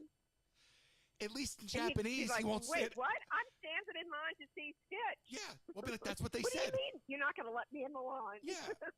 We'll just lie and tell them that everything in Japanese is about Stitch. We'll be like, no. This Indiana Jones ride, we're in line for Stitch. I was walking around the house and I heard you talking about William's company. Yeah. His travel agency. Yeah, he's fantastic. He is awesome. Yeah, he's great. He really is. I turned him on to a friend of mine, and they're actually in Disney right now. And he hooked them up with all the right restaurants and told them, great guy. And good. Really good service. Love hearing that. Good. Yes. Well, I don't want to hold you up, but honestly, like, don't go to Disney World. Plan a Tokyo trip. Peter's not going to go to Tokyo. Why not? Oh my God! Could you imagine Peter in Tokyo? He'll literally look like Godzilla walking around Tokyo. He definitely would. Like, He definitely would. Peter's like 7 feet tall. Between you and him, y'all might get kicked out. He might get kicked out. First of all, I was going to ask you to tell Peter to call into the show one of these days, but I don't know if that's probably a good idea. Peter's huge. Peter's like 7 foot tall. Peter and walking through Tokyo proper, forget about it. Oh my Lord. Yeah, it's just the flight there, huh? Everybody says that the flight's fine. You love it. They give you wine. It's like all you can drink. It's great. The wheels. That's something I'd have to contemplate. We'll talk about it. But I mean, I'll take Ellis to Tokyo with y'all. Yeah. Not on my own. With y'all. Okay, we'll talk about it. Anyway, I hope you have a great holiday. I appreciate y'all. And I will. Hold that package over his head because, leverage is a good thing. Definitely. Okay. Well, first of all, he thinks he's a Harry Potter fan. For sanity purposes, it might just have to be a right thing right away because I just, Oh, I know. But you never know. You never know what's happening in the moment with him. But like he suddenly he loves Harry Potter, so he had to have this Harry Potter blind box. So I sent it to him. Oh, he loves Harry Potter. He has read every Harry Potter book. Well, listen. Seen the movies. News to me. And he's got a dinosaur chicken nugget pillow coming. Wait, what? Exactly. Ooh, that sounds kind of gross. It's not like actual chicken. Very interesting. It's shaped like a giant dino chicken nugget, but it's a pillow. I got it off the TikTok shop. They sent me a free sample. Ellis saw it and had to have it. So much like you giving him the package right away. Look like the texture of a real chicken nugget? No, it's Stephanie. It's a pillow. It's not chicken. It just looks like a nugget. He's got a chicken nugget, like a dino chicken nugget. It's like a giant... I will see it when it comes. Yeah, but do you know what a pillow is? Yes, of course. It's soft. But you know how you've seen like pillows that look like bacon? Yeah. Like a real piece of But bacon? it doesn't taste. I'm like, it's not who would made want to of put their head on a pillow of bacon? Ellis, he saw the fakakta the dino chicken nugget. He had to have it. Okay, so I sent it to him. I don't care. I don't need it. But he sees these things and he fixates. And much like you, I've learned that it's easier to just you can have it, so that he stops asking. Yeah. That's his whole MO. He's very good at it. What, Ellis? Oh, he said, please come for Christmas. I can't. The food won't be kosher. And then he said he'd fly back with you to Disney. He'll fly back with me to Disney. I'll ask him if he doesn't mind traveling underneath the airplane. If you travel in the travel compartment where the luggage is. Did he say okay? Yeah. He said, oh, okay. I would come to you're going to New York? I'm going to TikTok headquarters. Explain to him that you don't cook kosher, therefore I'm offended and I will not be attending. Oh, he said since we don't cook kosher, that he's offended by that and he won't come. Well, he wants you to come. I can't do it. Jewish law prohibits me. No can do. Stephanie, have a great day. No can do, Al. All right, Maurice, y'all, you have a good day. I'll talk to you later. Happy holidays. Okay. Bye. Happy holidays. Bye. Talk soon. Bye. Oh, my God, she's a riot. Oh, she cracks me up so much. Oh, my God. And Peter, I'm telling you, we would get kicked out of Japan. We'd get banned from Japan together, so. All right, I'm going to wrap it up, everybody. It's been a great show. Stephanie, thank you so much. Stephanie coming in clutch at the end there. Ellis, as always, the gift that keeps on giving. And thank you for listening. Thank you for calling in. I will see you soon. We'll hang out on TikTok for a quick minute. This has been another successful radio show. 253-263-1540. Write it down because I will see you back here tomorrow morning. Until then, ta-ta.